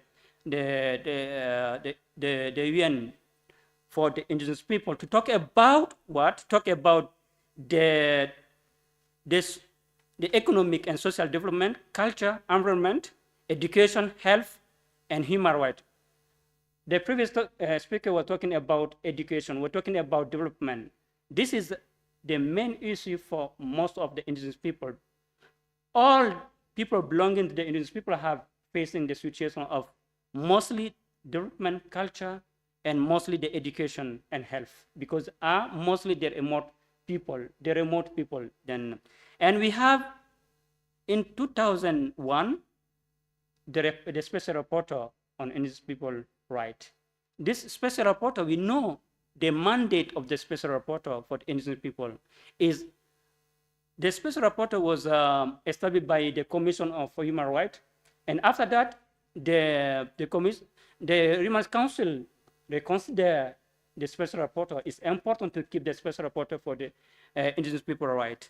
Then we have the expert mechanism on the indigenous people right. This expert mechanism is established in 2007, is where indigenous people can talk about their right. Is a kind of subsidiary body under the Human Rights Council. It was under the Commission for Human Rights, but now it's under, because the Commission for Human Rights is not there, is now the Human Rights Council. This is where we have the MRIP, we call it MRIP, Expert Mechanism on Indigenous People Rights. After that, we got a kind of declaration. You know, it was a working group. They start working on the situation of indigenous people, discussing about something interesting for the indigenous people. And at final, in 2007, it was established the Declaration of Indigenous People Rights. This declaration was so important for the indigenous people. It's the first step they can claim they have something that belongs to them. It was important for them to talk about this declaration. This is the basic where they can talk about the right in the community, in the country. But when after the declaration, we had something, we can talk something about for the minorities, but for the minorities, just to tell you, something's not like the indigenous people. They have a lot of mechanisms and norms that are specific to them. But unfortunately for the minorities, only 2 mechanisms and norms that is linked to them. Only 2. Annual forum for the minority. You see, that annual forum always takes place in December every year in Geneva, and the special rapporteur on the minority right. That's only 2 mechanisms. Yes, there is the declaration. You'll ask me about the declaration on the minority right. Yes, this is a document that they have. They talk about it, but the specific mechanism, they only have the special rapporteur and the annual forum where they can talk. Okay, but above of these mechanisms that are specific to the minorities, there are the 2 bodies that the minority and the indigenous people can use. They can use to advocate for their right. We have the 2 bodies, we have all the 2 bodies that the UN have put in is for they can use them because it's open for everyone, for all human beings, then it's open to them too. And plus of that, the 2 bodies, we have the UPR, where we have, for example, for the indigenous people, we have more than 2,000 recommendations regarding the situation of indigenous people in the UPR. When you check the report, you will find it all. And when you are part of the UPR, for the indigenous people, we have what we call now, it allows them, it's open for them to participate to the Forum on Business and Human Rights. We're talking about the mining companies. Mostly, the impact of the mining companies is regarding the situation of indigenous people. Mostly, when we talk about the Amazon, when we talk about Africa, Asia, everywhere, we know that the mining companies is really impacting the situation of indigenous people in their countries. And they have the COP, the SAFSA in Bonn, where they can participate in the discussion. They have possibility to participate to COP. And we have what we call the Global Caucus for Indigenous People during COP. And actually, we have another possibility for the indigenous people to participate is they create what we call the local community and indigenous people platform, where they discuss about the situation of the country regarding the climate change, and this is affecting them a lot. And before ending, I just want to add that above of this mechanism and norms and this the possibility that indigenous people can use, OHHR already established 2 kinds of programs. This is the indigenous people and minorities. We have the fellowship program for the indigenous people, and we have fellowship program for the minorities. For the indigenous people, we have like every year during the June to July, we have one month to train them about the UN mechanism, to understand the UN mechanism, to understand how they can use the UN mechanism. Then for the minority, they will come here in Geneva in December or November to December to discuss about the right for 1 month too. This is the 2 programs that we have from the fellowship program. For in OHHR have just 2 fellowship programs for the minority and for the indigenous people. And just before the end of what before finishing, just to let you know that we have the General Assembly has established what we call the indigenous, the United Nations for the Voluntary Fund for the Indigenous People. This voluntary fund is providing financial support to all indigenous people. Since the launch of the voluntary fund in 1985, more than 3,000 indigenous people representatives have been supported by OHHR to participate in the UN mechanism. All the UN, I'm talking about the treaty bodies session, I'm talking about the UPR session, I'm talking about the Human Rights Council, and I'm talking about the expert mechanism on indigenous people rights and the permanent forum. All this mechanism, COP28 well, this year we sent like 15 indigenous people to the COP28 to participate to COP28. Every year we are providing financial support. The fund is providing financial support to indigenous people to participate to all these mechanisms, the UN mechanism, pre-COP in Bonn and COP2. And they discussed during the COP about the situation of the countries. Just to conclude, progress has been made regarding this specific population, but we still need to go because we still have a long way for that specific group. When we're talking about religious freedom, when we're talking about access to land, access to the territory, the self-determination, all these situations are we still need to do progress on that situation because mostly the situation of the indigenous people is still difficult in their countries. Look at Africa, look at what's happening in Asia, or look at what's happening in Latin America. For the indigenous people, we need to make progress in this situation. We need to do something for them. Thank you very much. Thank you. So our next speaker is Fadidao, globeethics.net, and he's going to talk about human rights and ethics. Thank you.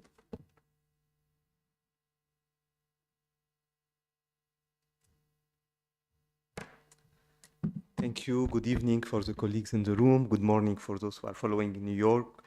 Hello, everybody. So thank you for the invitation to participate to this celebration of 25th anniversary of the Universal Declaration of Human Rights and its twin brother or sister, so CoNGO, which is so important to also look at this coincidence of the celebrations. And since you invited us, Liberato, to be part of this celebration, and Globe Ethics, it's an international organization based, our head office is here in those premises and having centers across the world, working for ethics and promoting ethical leadership. So I brought a small gift entitled, Who Cares About Ethics? Because CoNGO, it seems, cares about ethics. And I will try to say why it's important also from a human rights perspective to care about ethics. And since we are also having this celebration hosted by WCC, the World Council of Churches, I also brought with me as gift this other book that is on, from a Christian perspective, so a collaboration between Globe Ethics and WCC on strengthening Christian perspectives on human dignity and human rights, and similar works also from other religious perspective or non-religious perspective are part of those publications. By the way, those publications and all our publications are accessible for free on our website for download. So I will have the pleasure to share this with you. Now, going to the topic, human rights and ethics, I will be very brief to respect the 6 minutes allocated or 7 minutes to my presentation. I will be also somehow blunt, provocative, because this is so rare that we look at human rights and ethics together. We speak about them together, but looking at the connection and interrelation, it's not something that we witness very often. So, and thank you for this opportunity. I will be focusing on Article 1, and will say why I'm focusing on Article 1, because I consider this article, I call it the imputed article. And it is, I argue that this article is imputed because we live in an imputed civilizational framework. I mean, I'm sure you share with me this, it's a fact that so many people, even very senior people working for human rights and on human rights, we heard this I mean, at the opening of this conference too, this article is cited only in its first part. We always refer to Article 1 by mentioning that all human beings are born free and equal in dignity and rights. And period, everybody stops here. Even the most senior people working for human rights. And this is why I call this article an imputed one. And this is why also I'm saying that this reflects an imputed civilizational mindset and understanding of human rights dissociated or disconnected from its ethical framework, from the values on which it was founded and and built the whole Universal Declaration of Human Rights. So this somehow ideological tendency, we don't have the time to discuss this, but somehow it's comparable, you know, to the neoliberalism thinking that economic growth will resolve all the problems of the world. We won't have poor anymore because we will have economic growth. And somehow we are saying also law will resolve all the problems of human rights. So if we have good laws, this means that dignity, equality will be and freedom will be ensured for everybody, which is not true. It was mentioned many times today. I will say it again, that we know how much the rule of law, I mean, the report was launched this week, for the rule of law report index, and showing how much the rule of law is shrinking almost everywhere in the world. The report on peace, the different reports on peace are also reporting on the shrinking reality of peace in the world. I mean, it's so obvious, we don't need somehow also further evidence. Democracy is shrinking, so there is a problem somewhere. And I think part of the problem is this mindset of looking at the human rights only from legal or somehow legalistic even perspective. So I would argue that law without ethics is a protective framework for those who don't need law, for those who have the means or power to not to need law or to manipulate it. Law without ethics. And law with ethics is an emulating framework for a more just, peaceful, and inclusive world. If I go back to the first article, the article says, so all human beings are born free and equal in dignity and rights, are born, only born. The question is how we live, not how we are born. And even I would like also to challenge this. A child who is born today in Gaza, definitely not equal, definitely not free. So it's, if we only stick on this first part of Article 1, this means that we want somehow to avoid, not to say to hide, to tackle the real challenge that the Universal Declaration of Human Rights is bringing with its second part, the second part of this article. If not, this means like life is a dramatic experience of disillusion of this article, of not having or losing gradually the very core values of human beings to be free and equal. Life would become this dramatic scene of disillusion about what the human rights, the Universal Declaration of Human Rights is telling us. And this is why the second part of Article 1, which says they are endowed with reason and conscience and should act towards one another in a spirit of brotherhood and sisterhood. I mean, when we hear this, and again, even in the most human rights frameworks, where we hear this and when we hear this, we don't hear it. We are forgetting it or we are avoiding it. Because this is a real part of how we can make sure that the human rights are truly implemented in this perspective. So why reason is important? Because we are endowed with reason. This means we are capable of dialogue. We are capable to disagree and to resolve our disagreement through dialogue. With conscience, which means we know what is the direction to take, and we are responsible of our choices. So dialogue, responsibility, and then brotherhood and sisterhood, which means voluntary compassion and solidarity, and not just because it's enforced by law. It's because we know that this is the way to live together on this earth.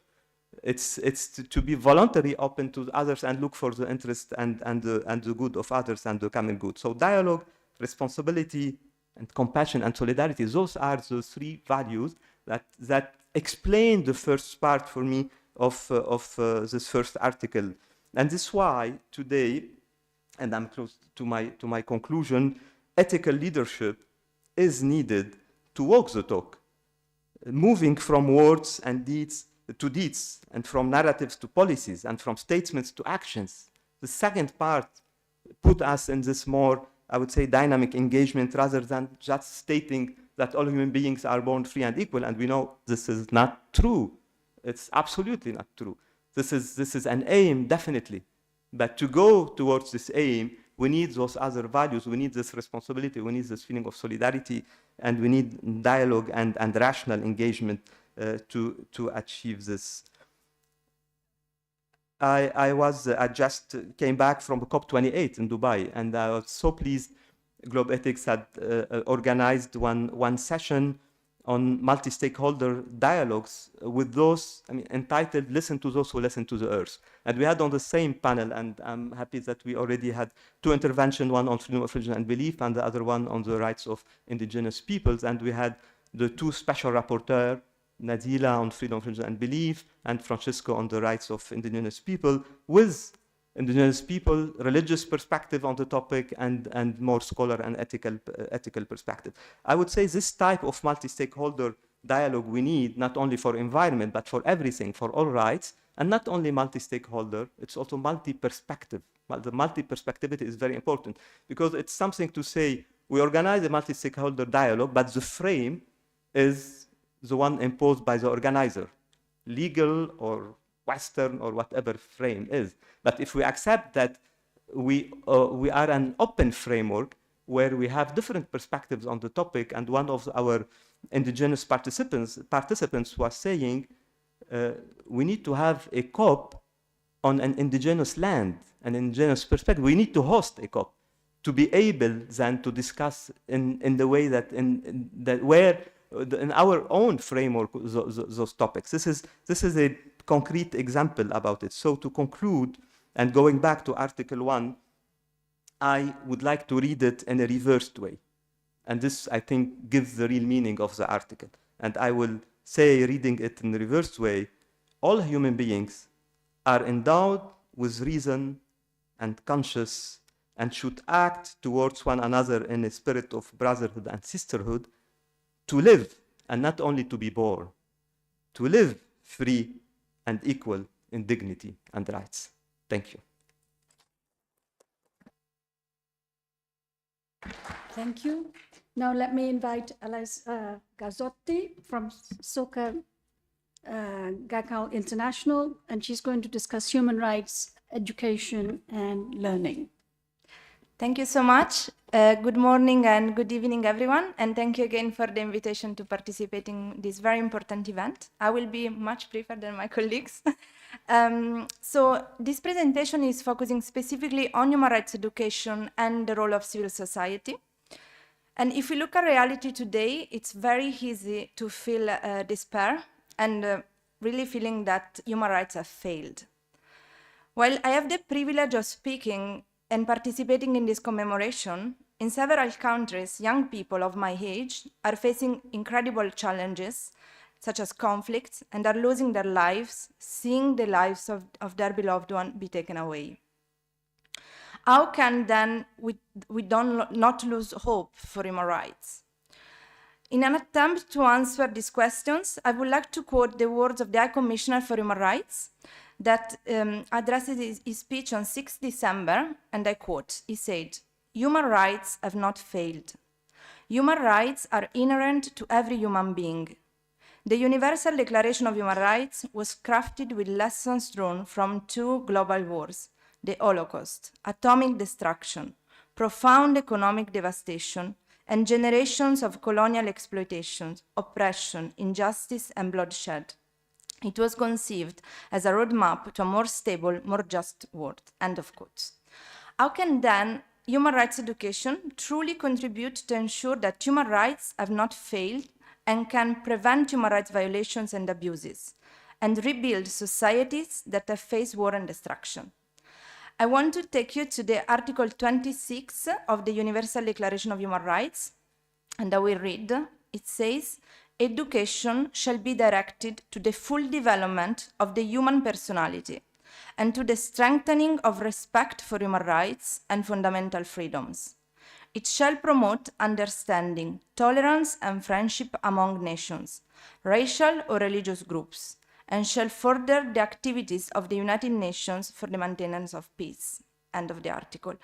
So in terms of the international frameworks related to human rights education, there are definitely different milestones, and I want to remember about two especially, which is the Work Program for Human Rights Education that was established in 2005, And later on, in 2011, the United Nations Declaration on Human Rights Education and Training, the first document entirely dedicated to human rights education.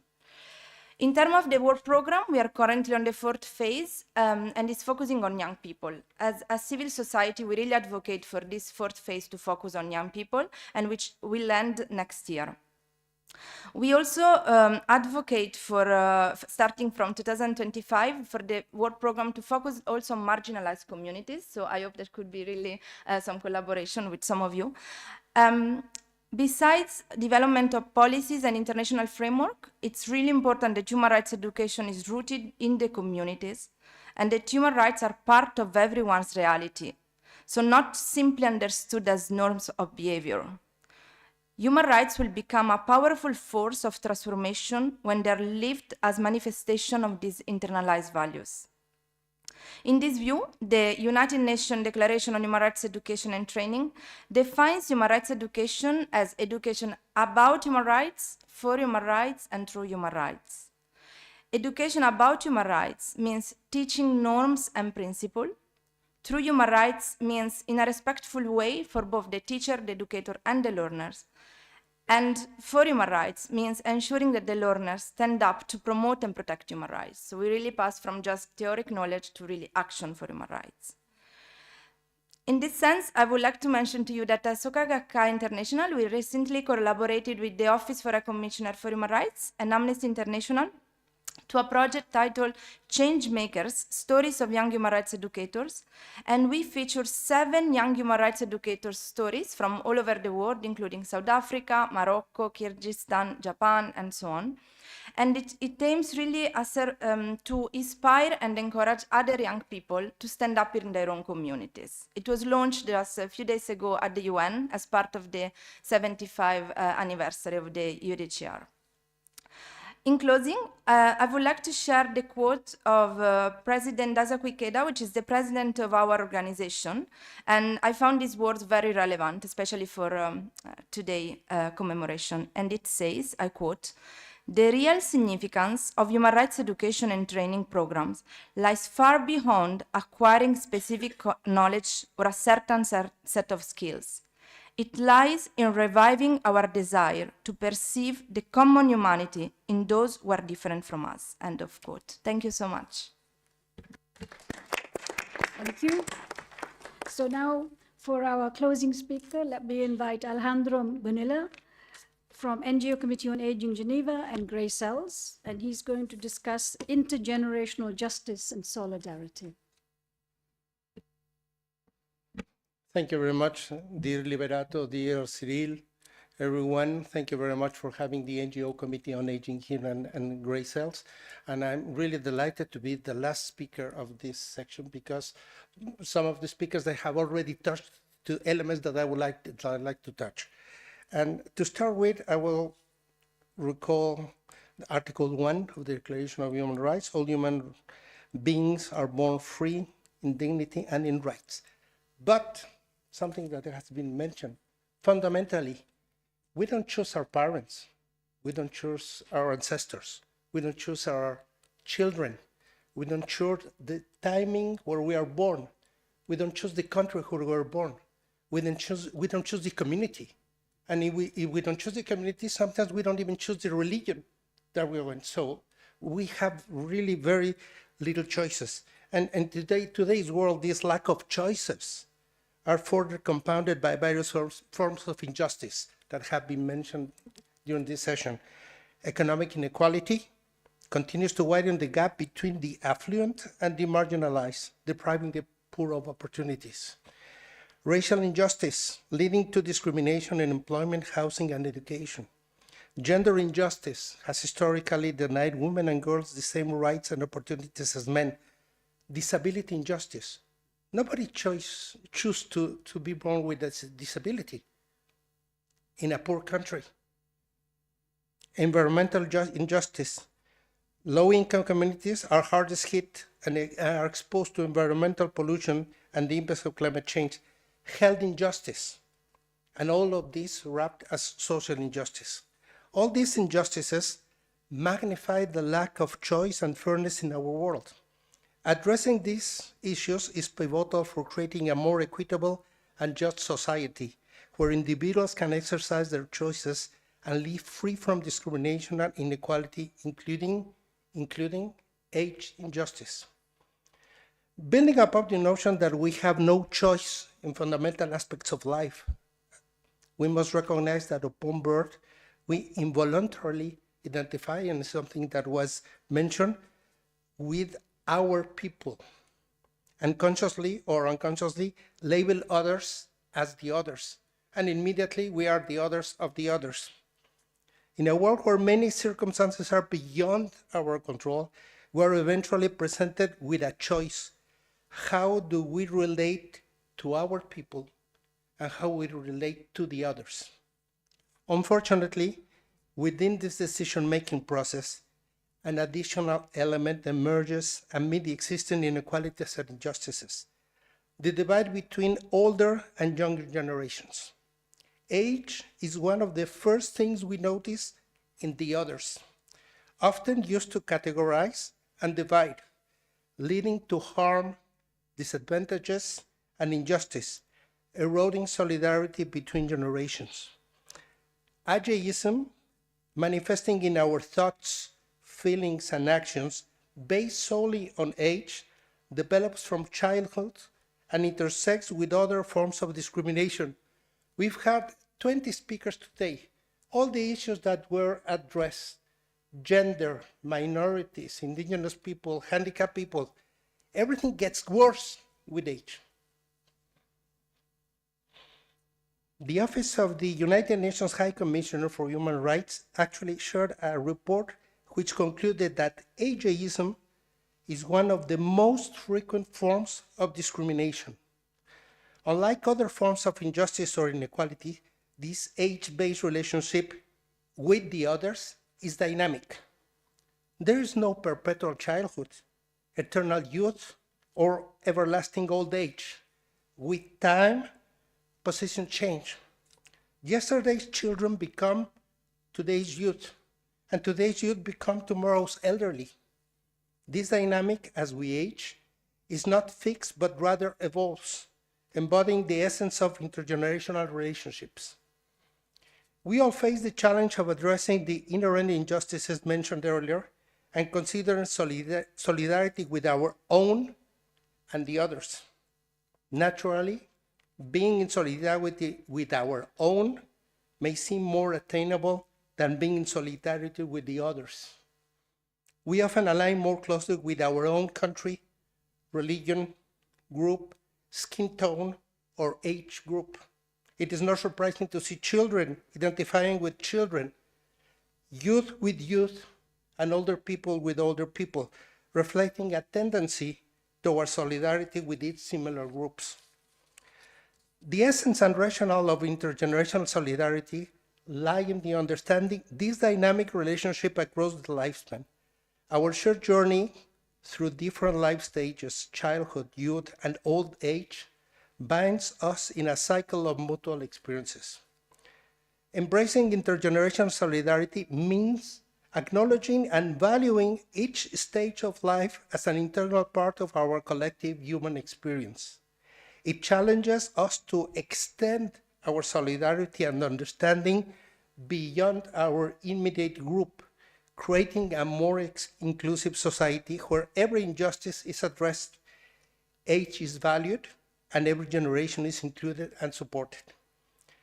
The United Nations Women's Statement emphasizes the barriers created by ageist prejudices and highlights the urgent need for an international convention to protect the rights of older people. This approach considers the diverse and complex needs of the elderly population that has already been discriminated during the lifetime. This approach considers the diverse and complex needs of the elderly population, stressing a human rights-based approach focused on autonomy, independence, and participation. Intergenerational solidarity will not happen by accident or spontaneously. It calls for a shift in our collective response, moving from policy and strategy design and implementation to creating environments where all ages contribute to decision-making.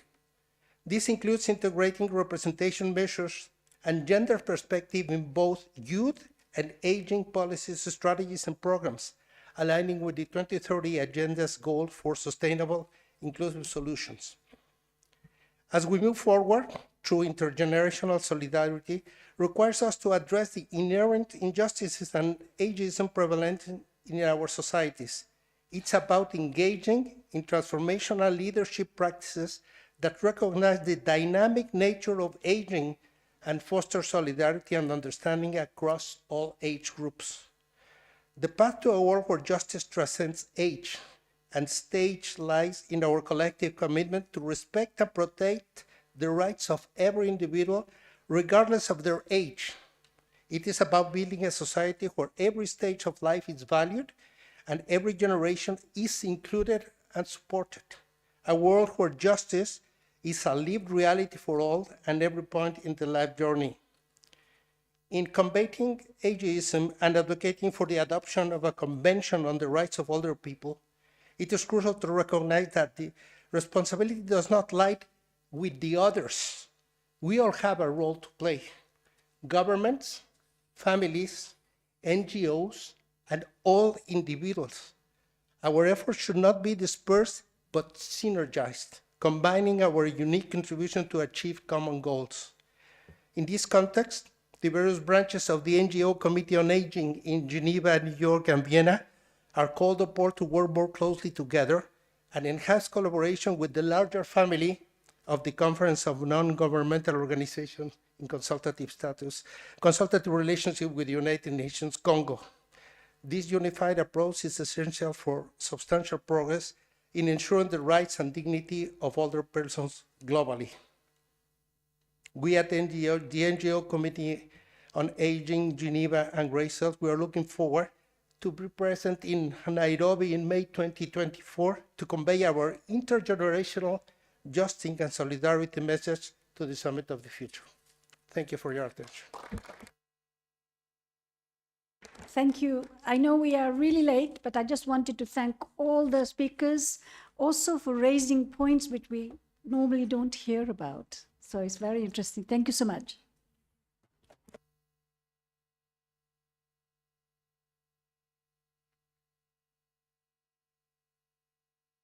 To everyone here in the room and those who are in the online platform, apologies for about an hour delay, extended our schedule. We will be shorter. I assure you, I don't have a 10-minute closing remarks. It will be much shorter than that. Let's now cue in the video message from the International Federation of Social Workers. It will be followed by Mr. Yan Lon.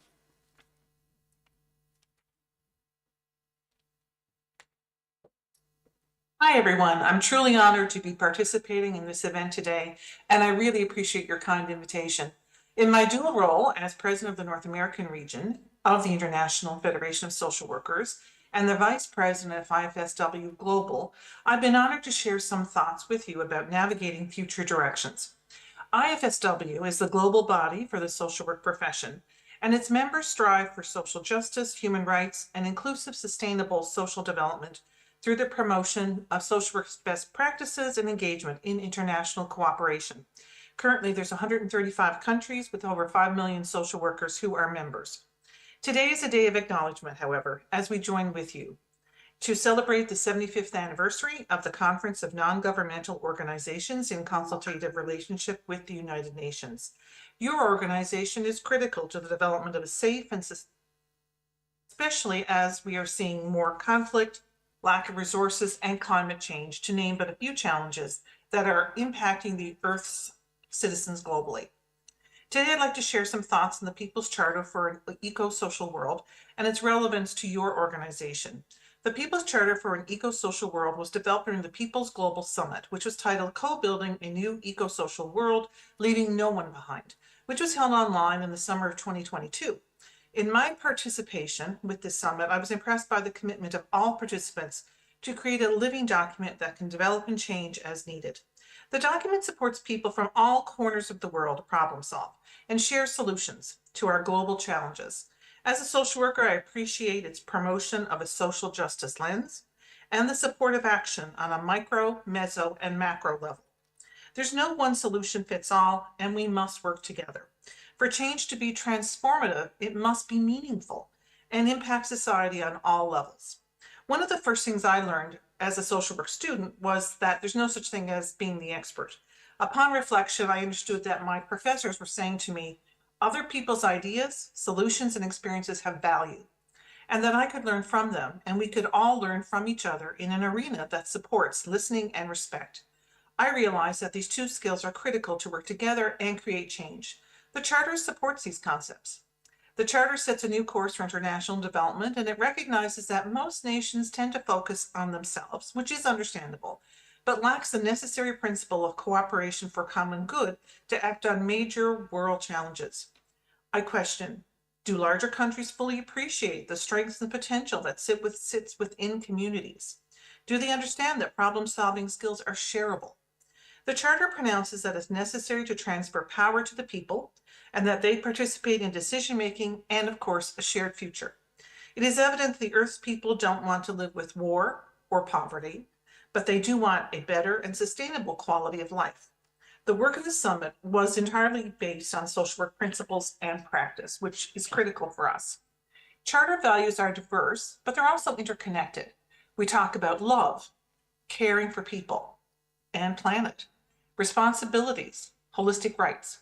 We talk about respect, dignity, harmony, and social justice, diversity, belonging, reciprocity, equity, togetherness, accountability, community, solidarity, equality, inclusion, and of course, collaboration. These values help us in determining shared future actions. We have to rethink and challenge ourselves in all aspects of our lives, be it business, work-related, relationships, and of course, it's the planet's sustainability in all of this. Stemming from our interdependency with each other and the planet Earth, we have an obligation to work together to ensure and sustain the future of our planet for this and of course, future generations. Education to rebuild the relationship between nature and the planet is key to achieving an eco-social world. So when we talk about concepts, we talk about co-developing reciprocity. When people feel valued in reciprocal relationships, they can create joint ownership of positive change through new structures at all levels, individual, local, national, regional, and global. Co-building peace. People do not want war and violence, as we've said in their lives, and preventing war is facilitated through the development of trust and mutual respect for diversity. This is achieved by working with and in families, communities, and countries until everyone is confident enough to understand their own and others' rights, responsibilities, resources, challenges, and strengths. Co-living with nature. This charter affirms the rights of the oceans, sky, rivers, animal, plants, and land, and how they are interlinked with the rights and responsibilities of people. Respect for the ecosystem and the regeneration of nature is essential for a balanced eco-social world to protect our mutual sustainability. Co-creating social justice. Organic community systems have provided support between family, friends, and co-workers for generations, and through promoting mutual responsibility between people and their environments. State-funded formal social systems have largely been created to respond to an individual need after a crisis has occurred. The strength of organic, community-based preventative systems should be integrated with state systems to enhance human and planetary thriving. Co-realizing equality. People are wondrously different, but equal in rights. No one should face discrimination for who they are, and everyone should have the opportunity to develop to their full capabilities and live fulfilling lives. From the People's Global Summit, we have formulated 5 actions that center on everyone's lives, that recognize the strength and assets that exist in all communities. Ecological integrity, economic reform, international solidarity, employment and work, and state social protection. Moving forward, we believe supporting these actions and working with others will create enduring positive change. On your 75th anniversary, we congratulate you for your ongoing global commitment and partnership. Your leadership and advocacy to resolve global, political, environmental, health, and other issues is critical to the world's future. I wish you continued success and thank you. Thank you, Joan Davis Willen. Hi, everyone. I'm truly honored to be participating in this event today, and I really appreciate your kind invitation. In my dual as president of the North American region of the International still having Federation it of Social running. Workers and Hold the on. vice president of IFS. Thank you. Thank you, Joan Davis Willen. IFSW is a board member of CoNGO. I now call on Mr. Yan Lon, the Secretary General of the International Youth and Student Movement for the United Nations and the President of the NGO Committee on Development.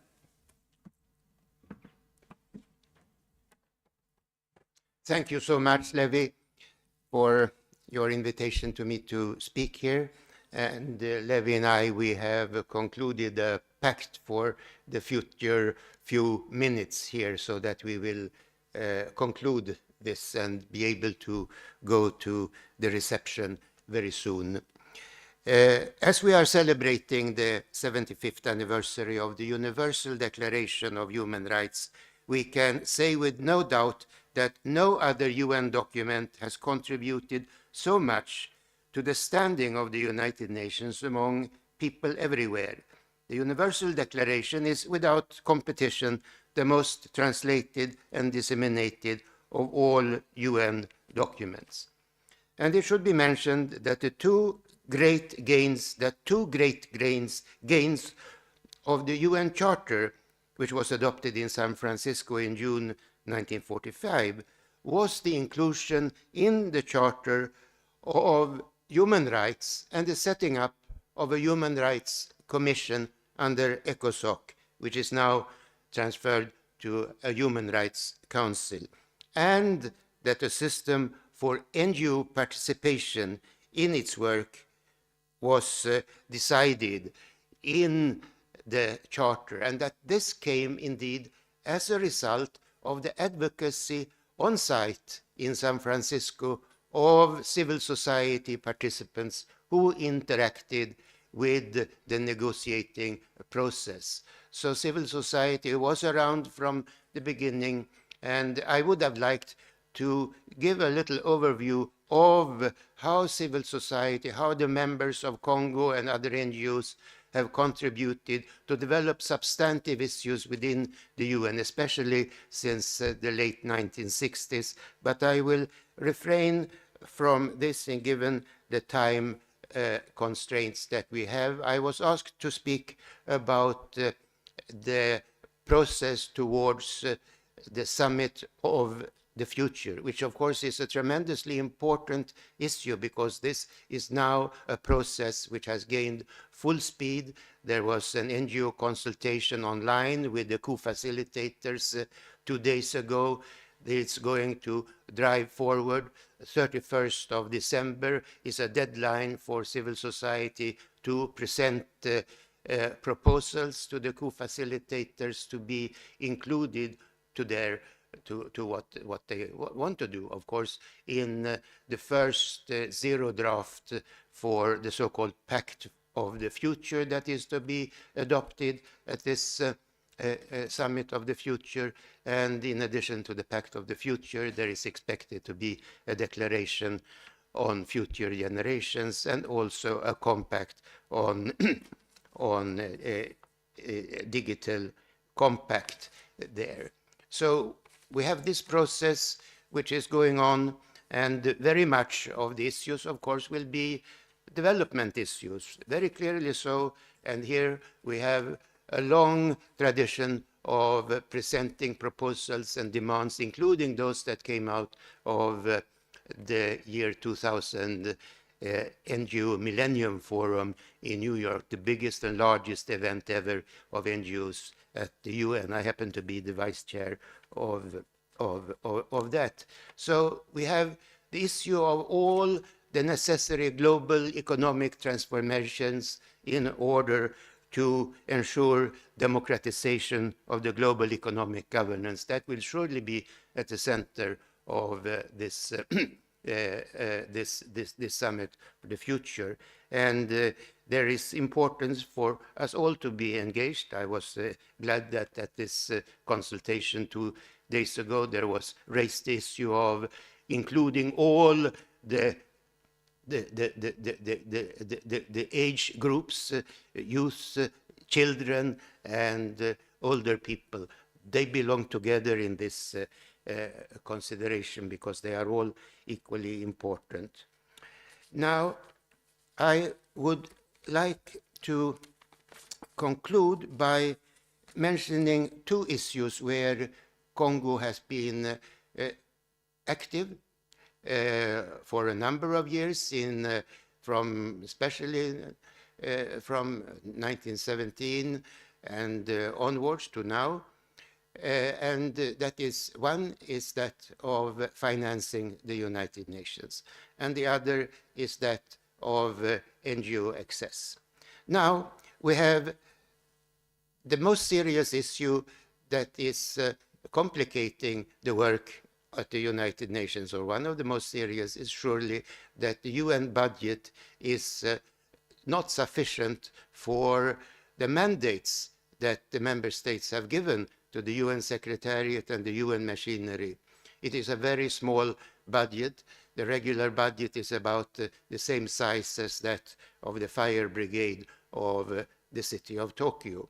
And now we see already here in the Human Rights Council, in the UN Geneva context, that savings are made. Not even the elevators are functioning at this moment.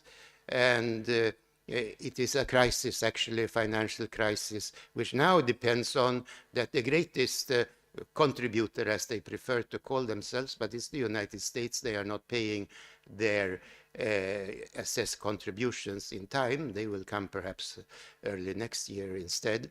So there is a financial crisis in the UN because of this. But these are issues which actually are, one is that there is the problem of late payments, but even more it is that of the fact that the UN budget is far too low.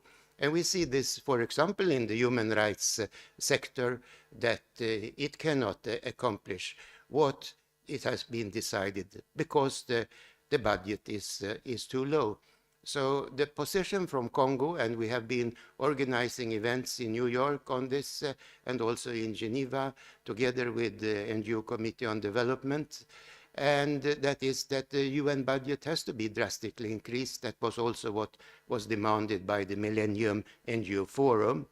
And this is a matter that we really need to work together on with greater energy. It's really a core issue to ensure that the UN can be strengthened and that all parts of the UN, including human rights, because human rights is underfunded, can be successfully moved forward.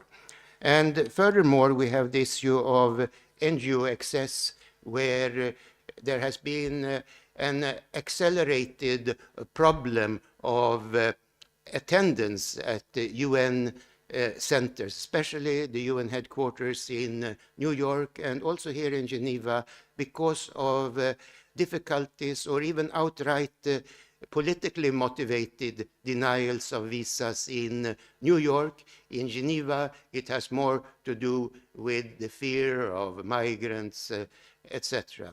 CoNGO has, together with NGOs who are active in the Human Rights Council, organized a number of side events on this matter of countering this extremely dangerous trend, which goes against the NGO rights as expressed in the ECOSOC resolution 1996-31, and in particular with regard to New York, it's a gross violation of the US headquarters agreement of 1947. So these are matters, they were raised at the previous webinar, which CoNGO organized by several speakers also. So those two issues, the UN finance and that of NGO access visas to attend the meetings at UN headquarters and centers, those are issues which I believe that CoNGO will intensify its work on, because it's so central for NGO participation to be able to be part, advocate, and contribute, indeed contribute to the various UN processes, including the Summit of the Future. Then there will come also a new Fourth World Conference on Financing Development in 2025, and so on and so forth.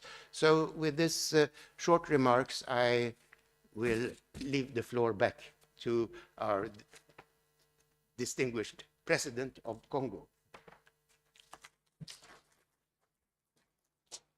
Thank you very much. Yan Lon Ismun is a member of the Congo board, an esteemed member. And I think it is important that we closed with that note, the importance of advocacy for NGO access at the United Nations, and that access itself is imperiled when the United Nations system does not receive what is due it in terms of budget, the budget of the core budget of the United Nations. And Congo is on record for advocating for full funding of the United Nations. I would like to dedicate my closing remarks by thanking you all our panelists, our moderators, and the participants, both online and on-site. A big thank you. Let's clap for each other. I'd like to thank the Congo leadership, particularly Mr. Cyril Ritchie, first Vice President of Congo, who has given intellectual, material, and without him knowing, spiritual support for this leadership. And I know Martina Gredler, who is online, our second Vice President based in Vienna.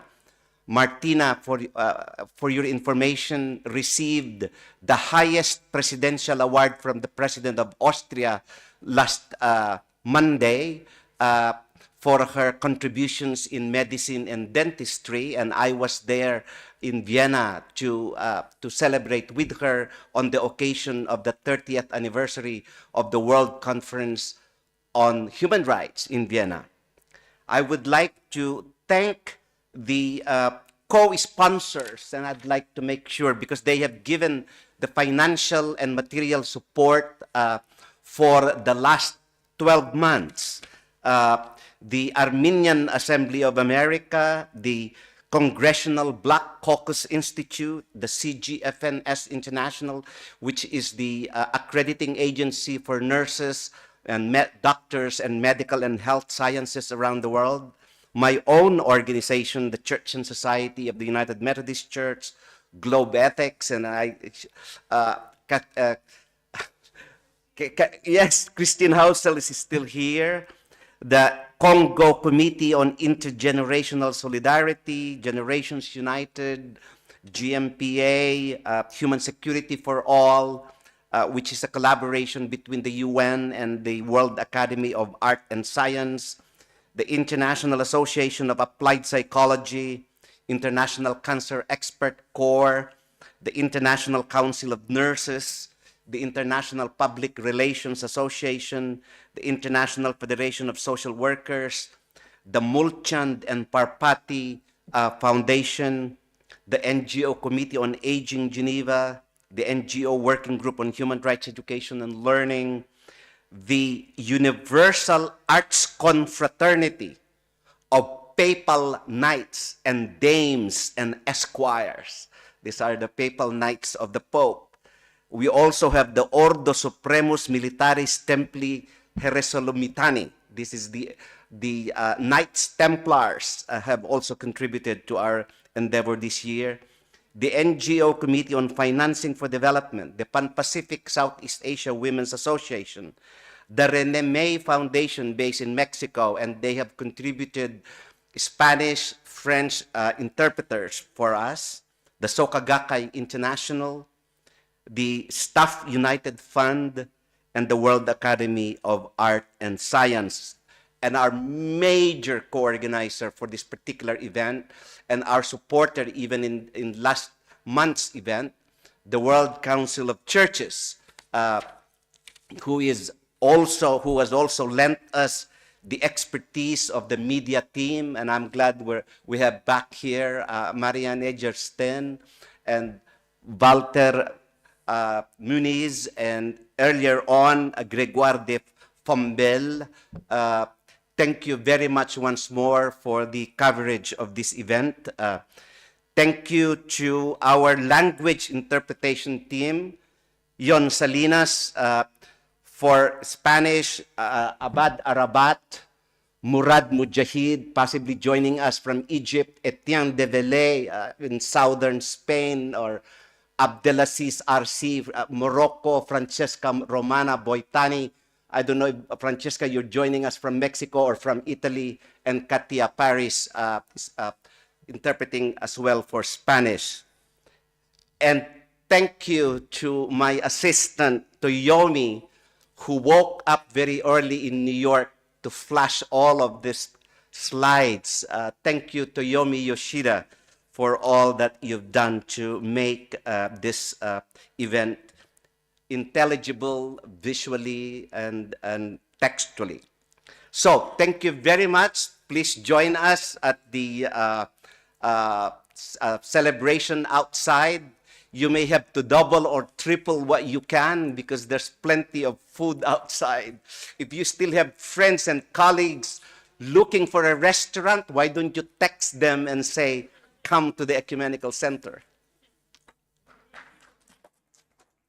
Ladies and gentlemen, we should now clap the President. This year of celebrations has been a tremendous success and a tremendous load on Levi Bautista's shoulders. His health has suffered somewhat. Thank him enormously. It would not have happened without his intelligence, determination, and initiative.